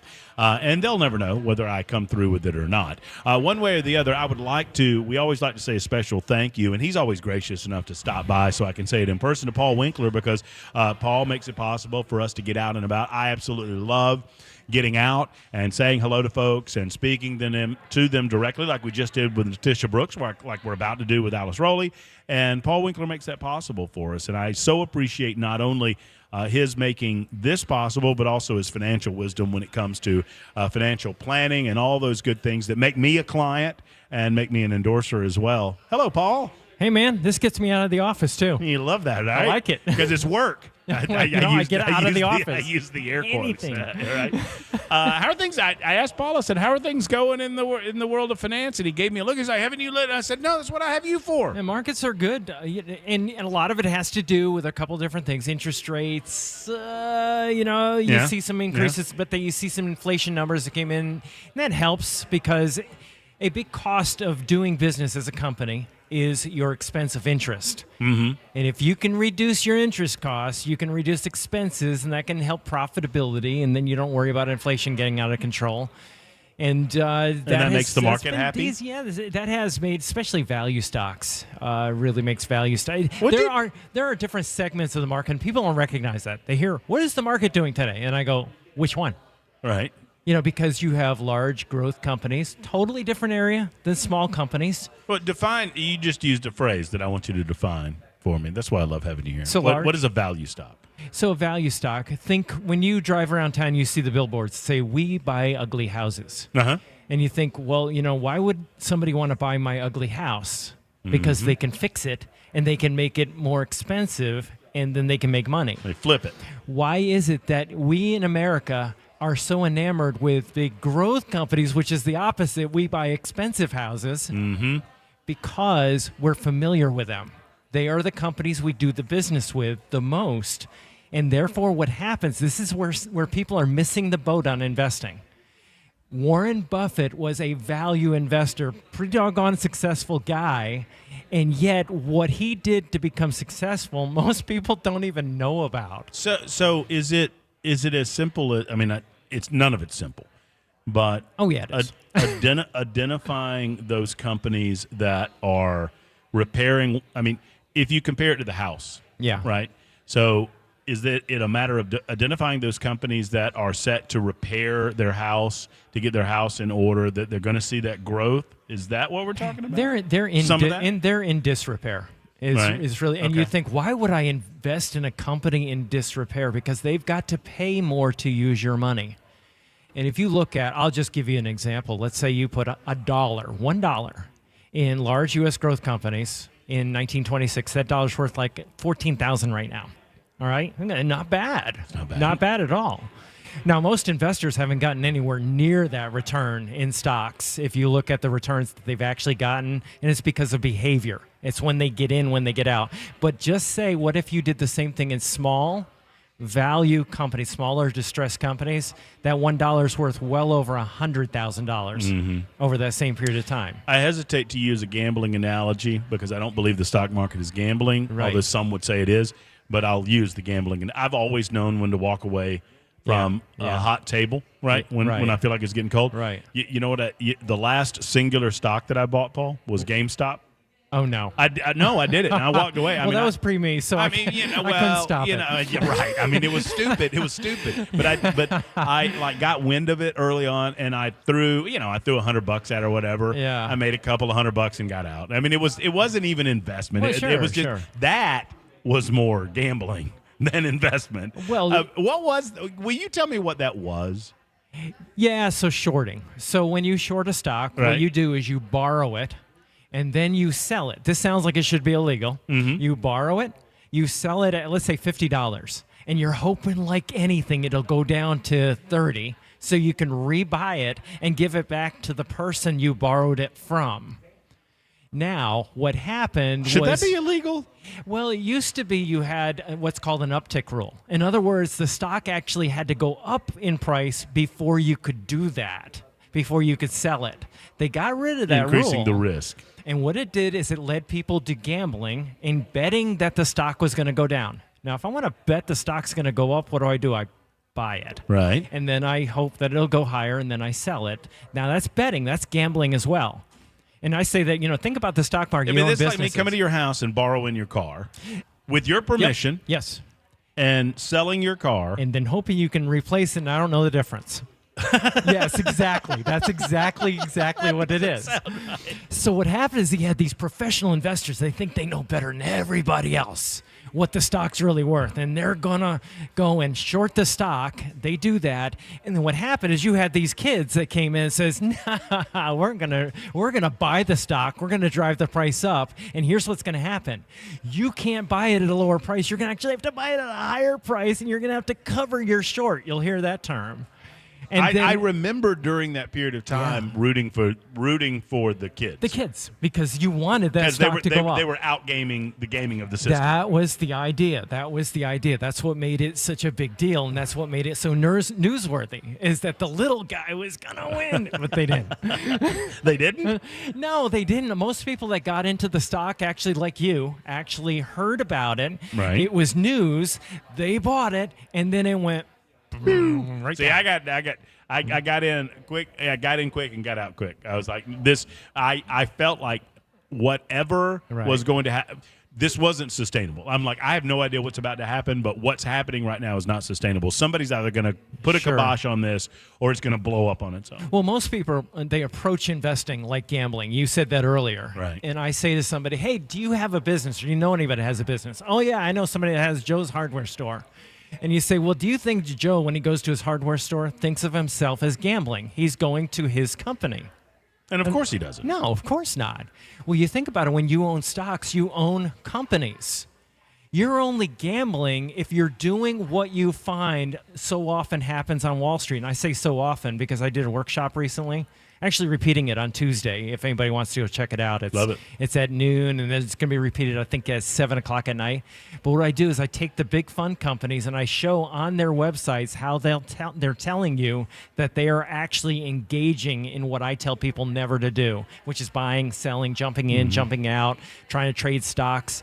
And that is the problem that investors have, is that they approach it, or their companies or their investment advisors approach it like gambling. And that was the revelation for me 25 years ago when I studied under the guy that won the Nobel for economics, was that this is not investing, this is gambling. And I am going to open a company that does something 180 degrees different. That's how the show started. My radio show. That's incredible. And 3 hours a day, by the way, on 3 hours tomorrow. a Saturday, not a day. Well, that's what I should say. Three hours Nobody wants to every do Saturday, 3 to 6. Yeah. Paul Winkler is on Super Talk 99.7 WTN, and he dives deep into the world of investment and financial planning. So, have we avoided forget the technical definitions. We were concerned inflation was out of control to the point that interest rates would have to go up to the point that it would create a recession. Yeah, do we have a soft landing? Is the question is that people ask. yeah? Is that what's happening right now? That's the hard thing about recessions, because when they say, are we in a recession, typically you don't even know you're in a recession until 2-3 months into it. Because what happens is it takes a time for the data to come in. It's lagging, and it takes a long time for that data to come in. And then you go, oh, yeah, we actually entered a recession 3 months ago. We just didn't know it because we didn't have the data. So that's the challenge with the stock market. When somebody goes, hey, is the stock market going to go down? We're in a recession. Well, the reality of it is the stock market actually looks at information as it comes in, and you may not get that information for 3 months, 6 months. Mm-hmm. So trying to figure it out and get ahead of it is a futile exercise. So are we in a recession? We won't know until later. We won't really know whether that's happened or not. So it's almost a question that is moot because there's such a lag. It sort of is. You try to read the tea leaves as best you can, but you really don't know until later. I did an exercise one time where I said, what if and I look back at past data. So we look at data over 100 years. I know exactly the date that we supposedly entered, or the month that we entered a recession in history. And I said, what if you invested in the stock market the day the recession started? You would think what? The stock market's going to do what? Go up. Wait, no. Wait. Say the question You again. enter a recession Yeah. in March of 1978. Right. And you think, what would the stock market do if you're entering a recession? Go down. Yeah, that's exactly Right. what you would think. The stock market's going down. Most of the We're in a time it recession. went up if you invested the day that the recession started. Why? Because the stock market had already gone down. It had already you got reacted. it. Because it was anticipating and looking at the data and going, looks like we might be going into a recession, and that's how it works. That's pretty. You're so brilliant. And by the way, Paul is not only the financial planner to the stars, he's also a financial planner for plebes like me. And right before we came on the radio, he chided me because when I made the transition, it was intercompany transition. Yeah. But somehow, and I blame myself for not being proactive, laziness. I dropped the 401k component, and I haven't picked that back up. And I got to do that. I mean, that's just – and I think the reason I bring this up is not to embarrass myself, but to help people understand how easy this is to happen, right? It's hard to I moved motivate from yourself. Birmingham to Nashville. I allowed it to fall through the cracks. You know, I didn't dot all the I's and cross all the T's that you're supposed to. And now I'm just leaving money on the table, right? Well, there's a really interesting study as to why people put things off. And what they found is they actually did brain scans. And they looked at their brains and they said, functional MRI, where's the activity going on? And they said, think of yourself, Matt. Think of yourself and Matt Damon, let's say, a movie star. Okay. When they looked at the brain scans, totally different. You think about yourself differently and you think about him. Uh-huh. Then what they did is they said, think about you 20 years from now, and now think about Matt Damon. And what they found was that the functional MRIs became the same. In other words, when we think about ourselves in the future, we think of ourselves as a stranger. The question that they asked in the study is, would you save money for a stranger? And the answer is no. We won't normally do that. Huh. So what happened, how they fixed it, it was fascinating. They artificially aged somebody. Yeah, that guy 20 years from now is not me. That's not me. you. That's not you. You That's can't not even me. relate to him. Right. What they aged people in a computer. And then what they did is they showed a picture of themselves aged, and they said, okay, now we got a fictitious amount of money. What are you going to do with it? You could give it away. You could spend it on yourself. You could save it in your 401k. When they showed people an aged version of themselves, more often than not, they saved it for the future. Because they could visualize it. They could see it. Because it was real. I am really going to be that person. Wow. Is that not something? This got crazy quickly, Paul. That's heady, but that's cool. It is heady, and it's cool. That's why you got a degree in psychology. Well, it is. I mean, seriously. It is. It's you've got you've got more degrees than anybody I know. Well, how many? I like eight financial planning related degrees, and then the psychology and master's in psychology. But that's what's so cool about what you do is that you understand how you need to understand the minds of people in order to help them from a financial standpoint. It's our stinking thinking that is our biggest deterrent to being successful. Huh. Our stinking thinking. Our stinking thinking. You should copyright that. That's pretty No, good. I didn't. It wasn't original. I stole that. I thought it was Zig Ziglar or somebody like that. I encourage people to listen to you tomorrow from 3 until 6 o'clock as I'm off doing something. I think actually I know where we're gonna see each other tomorrow night. I think. I think. Are you going to be there? I don't know that I'm going to be there. I don't know that I am sponsoring it, but I don't know that I'm going to be there because Pamela asked me if I would because Phil and I were so close. Well, I know for those who don't know, and this is a great way to end the conversation, but for those who don't know, the late, great Phil Valentine is being inducted posthumously, obviously, into the Tennessee Radio Hall of Fame. Yeah. And you're part of the sponsorship of the event. And I was honored to be asked. I'd met Phil on occasion, got a great opportunity to talk to him on a couple of occasions at events that we were both at, and just what a great human being. I didn't know him enough to call him friend, but of course you did. Yeah. And just what an honor for your late great friend. Yeah, I miss him. He's you'd see him in the hallways at the station. He would always stop and talk, and he would be. I remember him because I went back like 20 years with him. Right. And I'll never forget the one thing that happened is he was advertising something, and I said, you might not want to be advertising this. And he said, what? And I told him, and he stopped.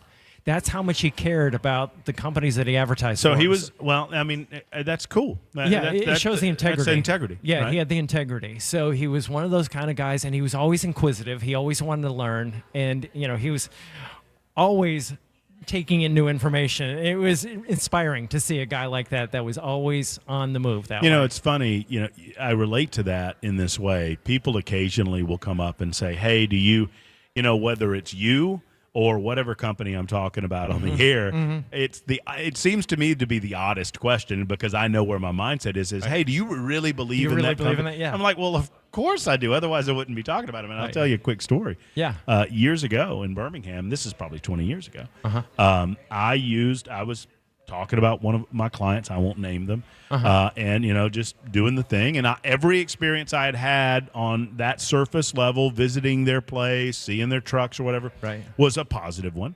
Yeah. And then I had to call and ask for their services, and they came out and they charged me a rate that I thought was exorbitant. And so I did some research, went around to like companies, and got a lot of different. I got really in there and like, this is specifically what they did. And then I had to go back to my boss and say, I don't believe in this anymore. I don't believe in this anymore. And my boss comes back to me and said, he says that if you drop him, he's dropping all of his advertising. Yeah. And I said, Steve, what do you like pressure? I said, Steve, what do you want me to do? And Steve Armstrong, I'll name him because this was a moment for me, because I'm in my I'm young and I'm scared at this point. I said, Steve, what do you want me to do? He said, I already thanked him for his business and told him we didn't need him anymore. Wow, that is so cool. Because he felt like he was holding me over a barrel, holding the company. And he said, no, we're not going to do that. Yeah. We're not going to do that. That was really cool to have a boss like that. It's so cool when somebody has your back like that. Yeah, that's nice. really good. Well, Paul Winkler's got our back. PaulWinkler.com, obviously, and all the good things that go with it, and the radio show tomorrow. And thank you for allowing. If not for you, we wouldn't get to do this, and all these fine people wouldn't get to be annoyed while they drink their beer.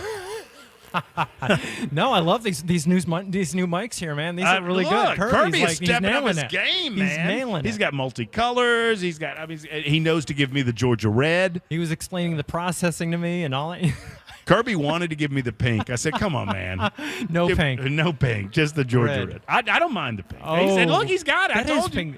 He's got it. Pamela Pink. He's got Paul, thank you. All right, man. All right, we're going to hear from Alice Rowley in just a moment. She's running for mayor. I promised any mayoral candidate that swings by, we'll be happy to talk with them. It's 2:22. You're listening to Super Talk 99.7 WTN.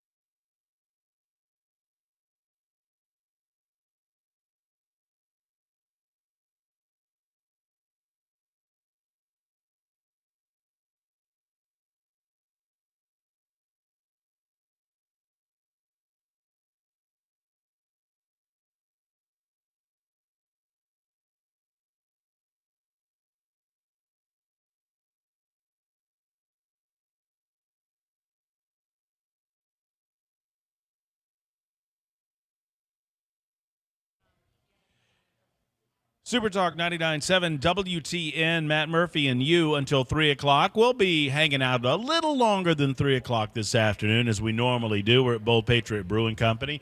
I mean, heck, David, look, you guys hear me talking about David and Holly from Savory Spice, and I know they hire good people and good quality employees that can help assist you in all of your spicing needs, because every time I'm at Bold Patriot, David's over here drinking. So that must that must mean that in the other part of L&L Market, hey, you're all good, right? Oh no! In all seriousness, he brought me some seasoning because I've been talking about my weight loss and trying to shed a few pounds, and the fact that without Savory Spice I wouldn't be able to do it. So he brought me some delicious seasonings, and I appreciate that. I also appreciate our next guest. We only have a couple of minutes before the break, and then we'll do some stuff after the break. Alice Rowley is with us. Pick up that microphone, Alice. Yeah, and then now, hold on. Let me make sure Kirby's got it on. Oh, no, hold on. I got it, Kirby. I got you. Don't worry. I got it, Kirby. There we go. Hey, Alice. Hey. How's it going? I'm so glad to be here. Are you happy to see the finish line? I'm happy to see the finish line. I'm glad, though, that before I hit that finish line, I'm going to be back at the Fairgrounds Raceway on Saturday night. So we'll have a little bit of fun. Yeah. I wish I could go. I wish I could be there. Did you drive that car you were in? No, I did not. That would not have been safe or wise here in the home stretch to be Nashville's 10th mayor. So Alice is running for mayor of Nashville. We had Natisha on earlier. I was kind of hard on Natisha. I've got to be mean to you now. Good, do because it. I'm being accused of being mean to Natisha because I mean it's a hard climb and it's a hard row to hoe for someone to describe themselves as a conservative and win an election in a city that is largely considered, quote unquote, a blue dot. That's right. In a red state. How do you hear it all the time? How do you address it? Well, 8 years ago, the majority of Nashville voters thought we were going in the right direction. Now the majority think we're going in the wrong direction. I'm not part of the downtown crowd. I'm not going to try to defend it for a second. And so I think there are enough dissatisfied people of any political stripe. And I also hear constantly, Alice, it's a nonpartisan race. And I say, I know. But how come you have to be a Democrat to be the mayor of the city? If it's nonpartisan, let's elect the best person for the job. I know, I hear it. And part of that is staking where you are on individual issues. And I have such an appreciation. I don't care who you are, whether it's Alice or any of the other candidates. Just tell me where you stand on these issues. Yep. Be open, honest, and have the courage of conviction, and then allow the voters to choose whether or not you are going to best represent them as mayor. Yeah.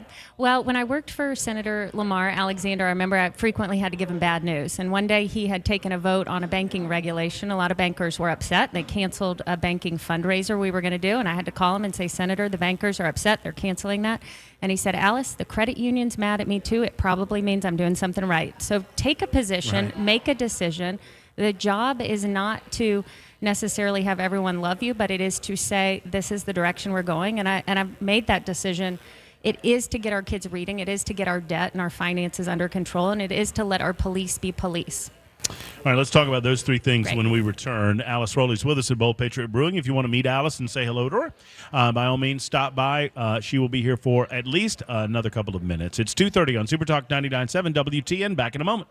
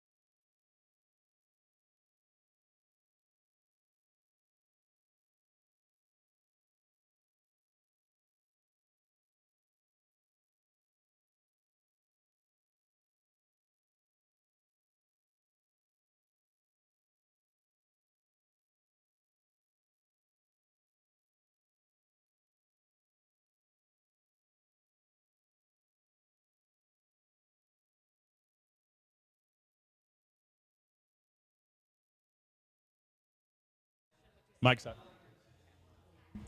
Super Talk 99.7 WTN 234.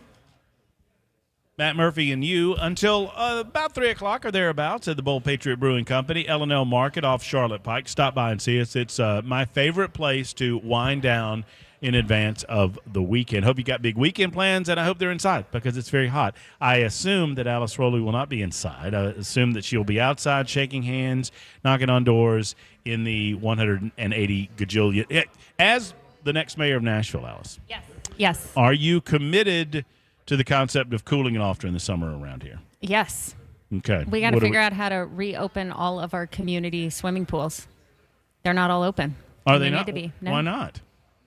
What's up with that? I don't, Matt, frequently you're not supposed to ask why, and that's why I get myself in trouble. That's why I'm in this race, because sane people who ask why need to get back down there. You and I share a common bond, and people are accusing me of falling in love with Alice Rowley as a candidate for mayor because she's been forward about her position on the restoration of the racetrack, which is a part of it. I mean, I agree that that's a part of it. But you've been very out there with, I mean, you just state where you are on issues and move forward on them. The racetrack seems like such a no-brainer, yet there are so many people involved in the process. I mean, I can think of one right now. Freddie O'Connell's one right now who's on the Metro Council who will not stake a position on this issue. Is that fear? What do you make of that?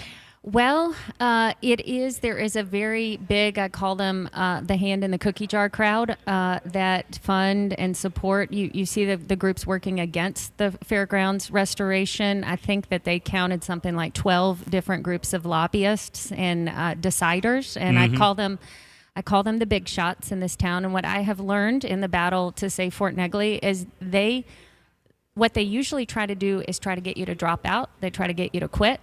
But when the people are with you, and I think on the issue of the Fairgrounds Raceway, the people spoke. 70% of our city voted to make sure that racing was always preserved. And so I feel like right now there's a sense of, I think some people think there's 300 or 400 voices in this town that matter, and I think that there's, 700,000 voices that get forgotten. I came away, and if you understand how this process has been manipulated, I think it's a microcosm of a greater issue in Nashville, in that Colby Sledge, who runs the district where the racetrack is, put off having a public hearing. There has to be a public hearing called a Section 230. Yep. And people have been asking him to have a public hearing for 6 months. Yep.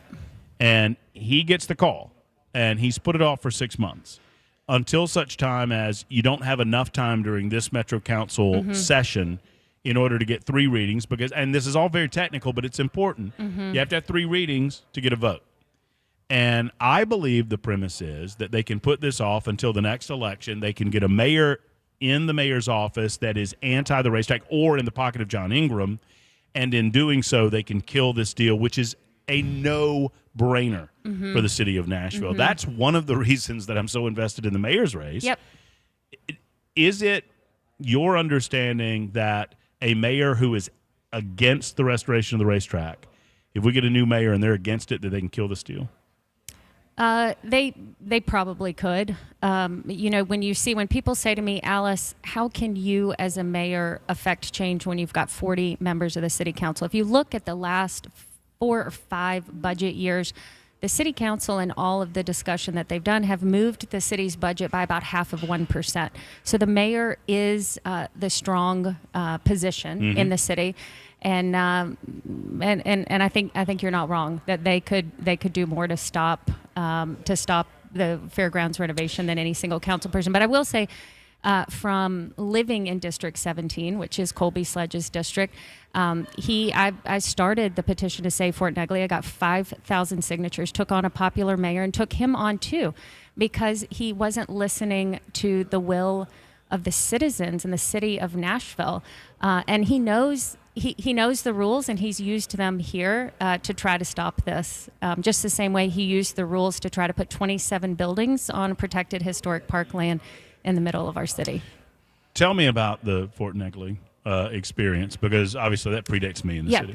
Well, and there's a lot of overlap. So going back in the 2010 census, District 17 was redrawn specifically to have both the fairgrounds and Fort Negley in it. They weren't there before. Then the downtown crowd made sure that they elected an individual who worked for a lot of these big PR firms and who would be able to carry the legislation that they wanted to see. They wanted the property. Yep. And what they did is they engineered a process, and they engineered the same process that they didn't hold here. Right. They engineered a process, and they held community meetings to hear from very selective people who they decided wanted 27 buildings and affordable housing on what is Nashville's Ellis Island. 64 acres at Fort Negley are where enslaved people became free people in this city. And it was, if you Google, this is what corruption looks like, you know whose picture comes up? Who's Colby. Well. Yeah, just do that, because it was. It was absolutely unbelievable.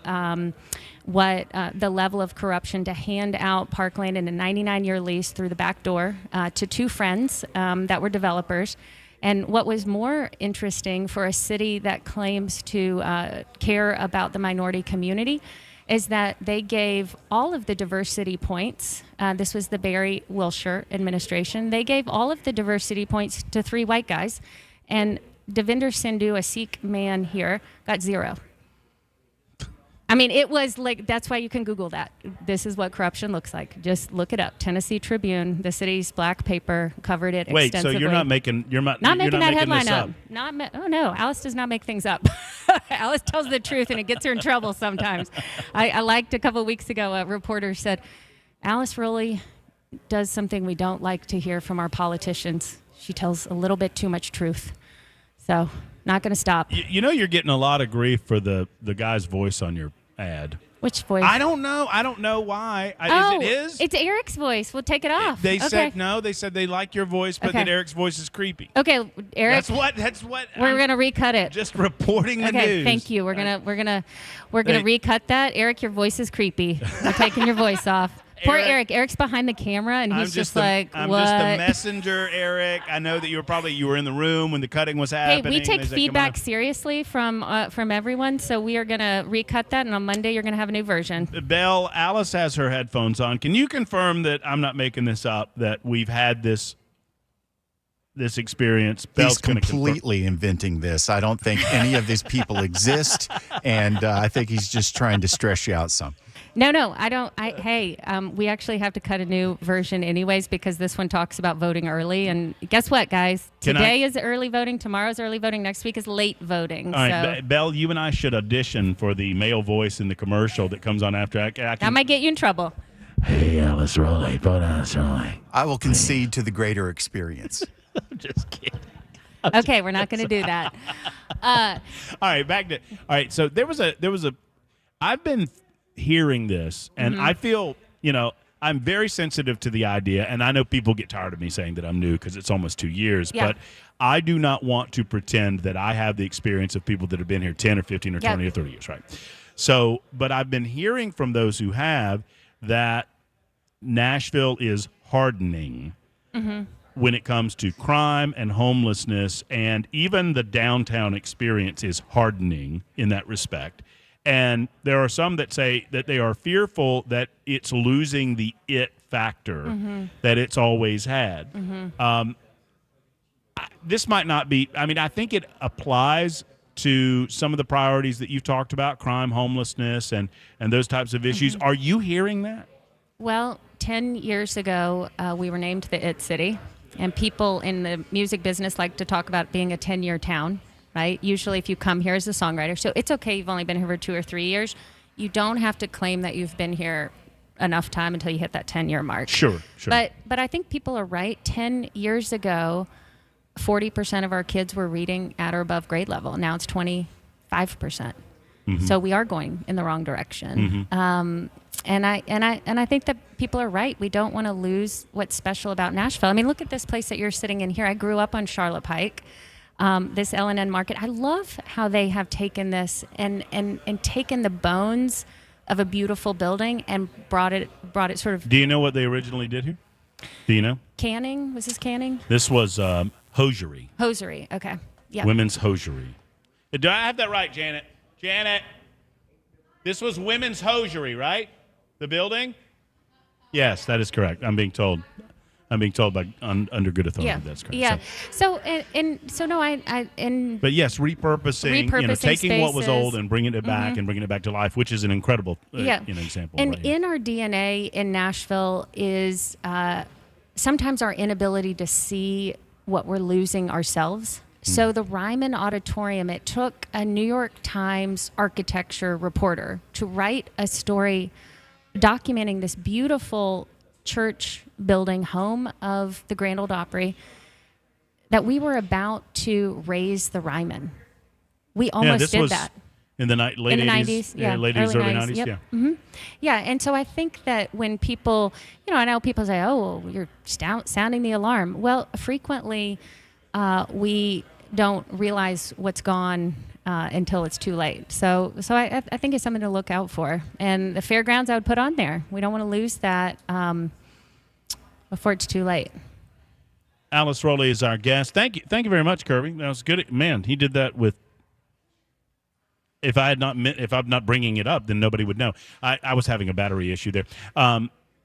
And it is and one thing I can speak to is that, yes, that you don't get those things back, whether it's the Ryman or some of the other special nature of the city that we live in. You just don't get those things back. Let me take a quick timeout, or an early timeout. It's 46 after the hour, and we'll finish things up on the other side of things. It is Super Talk 99.7 WTN, finishing up from Bold Patriot Brewing right after this.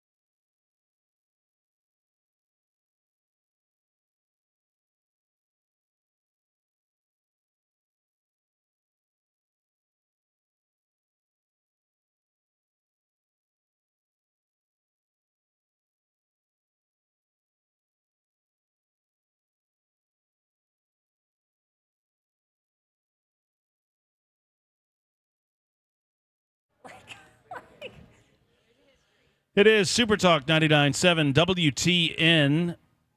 What a week, man. I mean, what a week. A lot of local issues. Normally during the summertime, you get a little break. And as we wind down July, as we like to do at the end of the month on Fridays, we're spending some time at Bold Patriot Brewing. Come on out. I'm going to break my diet and have some sort of deliciousness on tap once we call it a show and hand off to the drive with Brian Wilson here in the next couple of minutes. You know, Eric left the room, and I know why, Alice. Alice Rowley's with us. Eric left the room. Belle, do you have this racked up? So this has become the most politically controversial thing in this mayoral race is where do we stand on Eric's voice on the Alice Rowley commercial? So I thought we could just once and for all, put this to bed. I mean, early voting's done tomorrow, right? Today and tomorrow is voting. Next week is late voting. So vote today. Pull your car over. Vote today. Vote tomorrow before you drop the kids off at the pool or go shopping. Vote, vote, vote. Why is there a gap? I think so everybody has time to set up all of the all the polling locations. You know, that's a great question. No idea. Why is there a gap? I've not asked There's anyone always else. been a 3 or 4 day gap. I've not asked anyone else that question, but it was odd to me that we have early voting, but then it stops. Yep. And you have to have it, and then and then you have day of voting. But all right, so let's listen to this. You're going to hear Alice's voice at the beginning, and then Eric's voice at the end. And Alice, you hear Alice. I mean, Alice is Alice. So, but we really want to focus in on Eric's voice. So Belle, go ahead and play the clip. Play it. Okay, I agree with that. That's true. And they don't feel like their voice is going to be heard. Yeah. Out without a runoff. Bold. Yep. Yeah, there you go. Direct. Here it comes.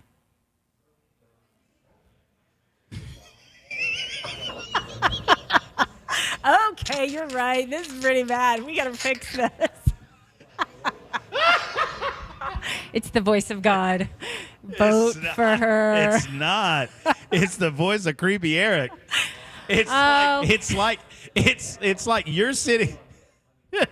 It's like you're sitting in the passenger seat of my car. Yes. And you're like, "Hey, my name's Alice Rowley. I want your vote."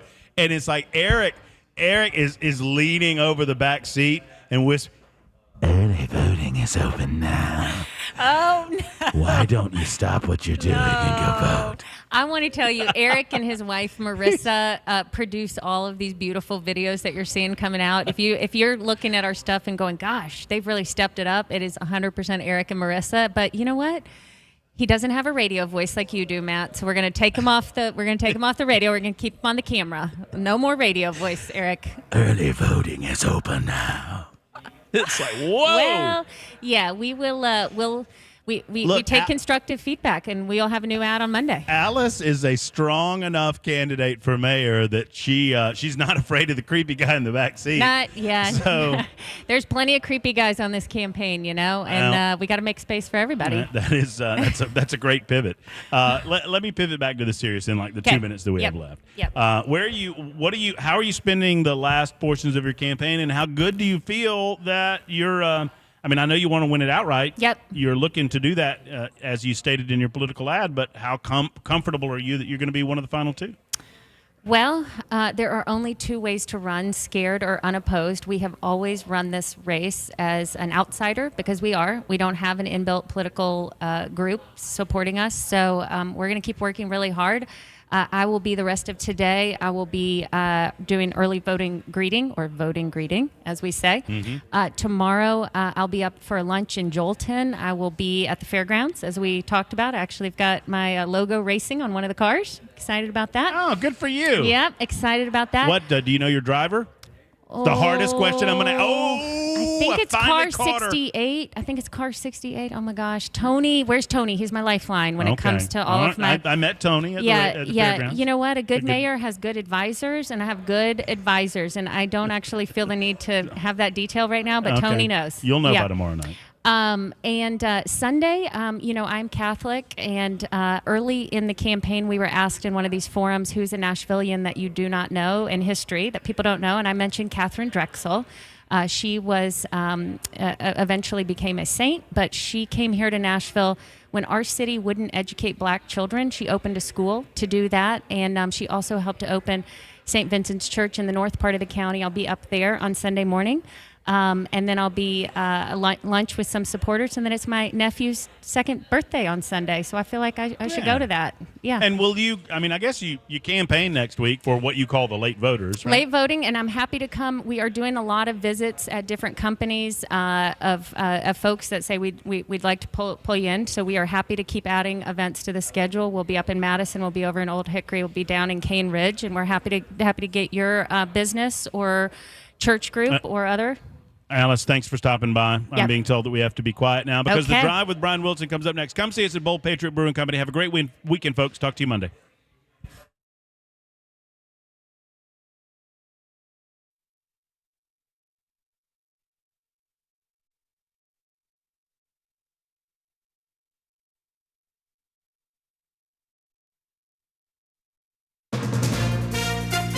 From ABC News, I'm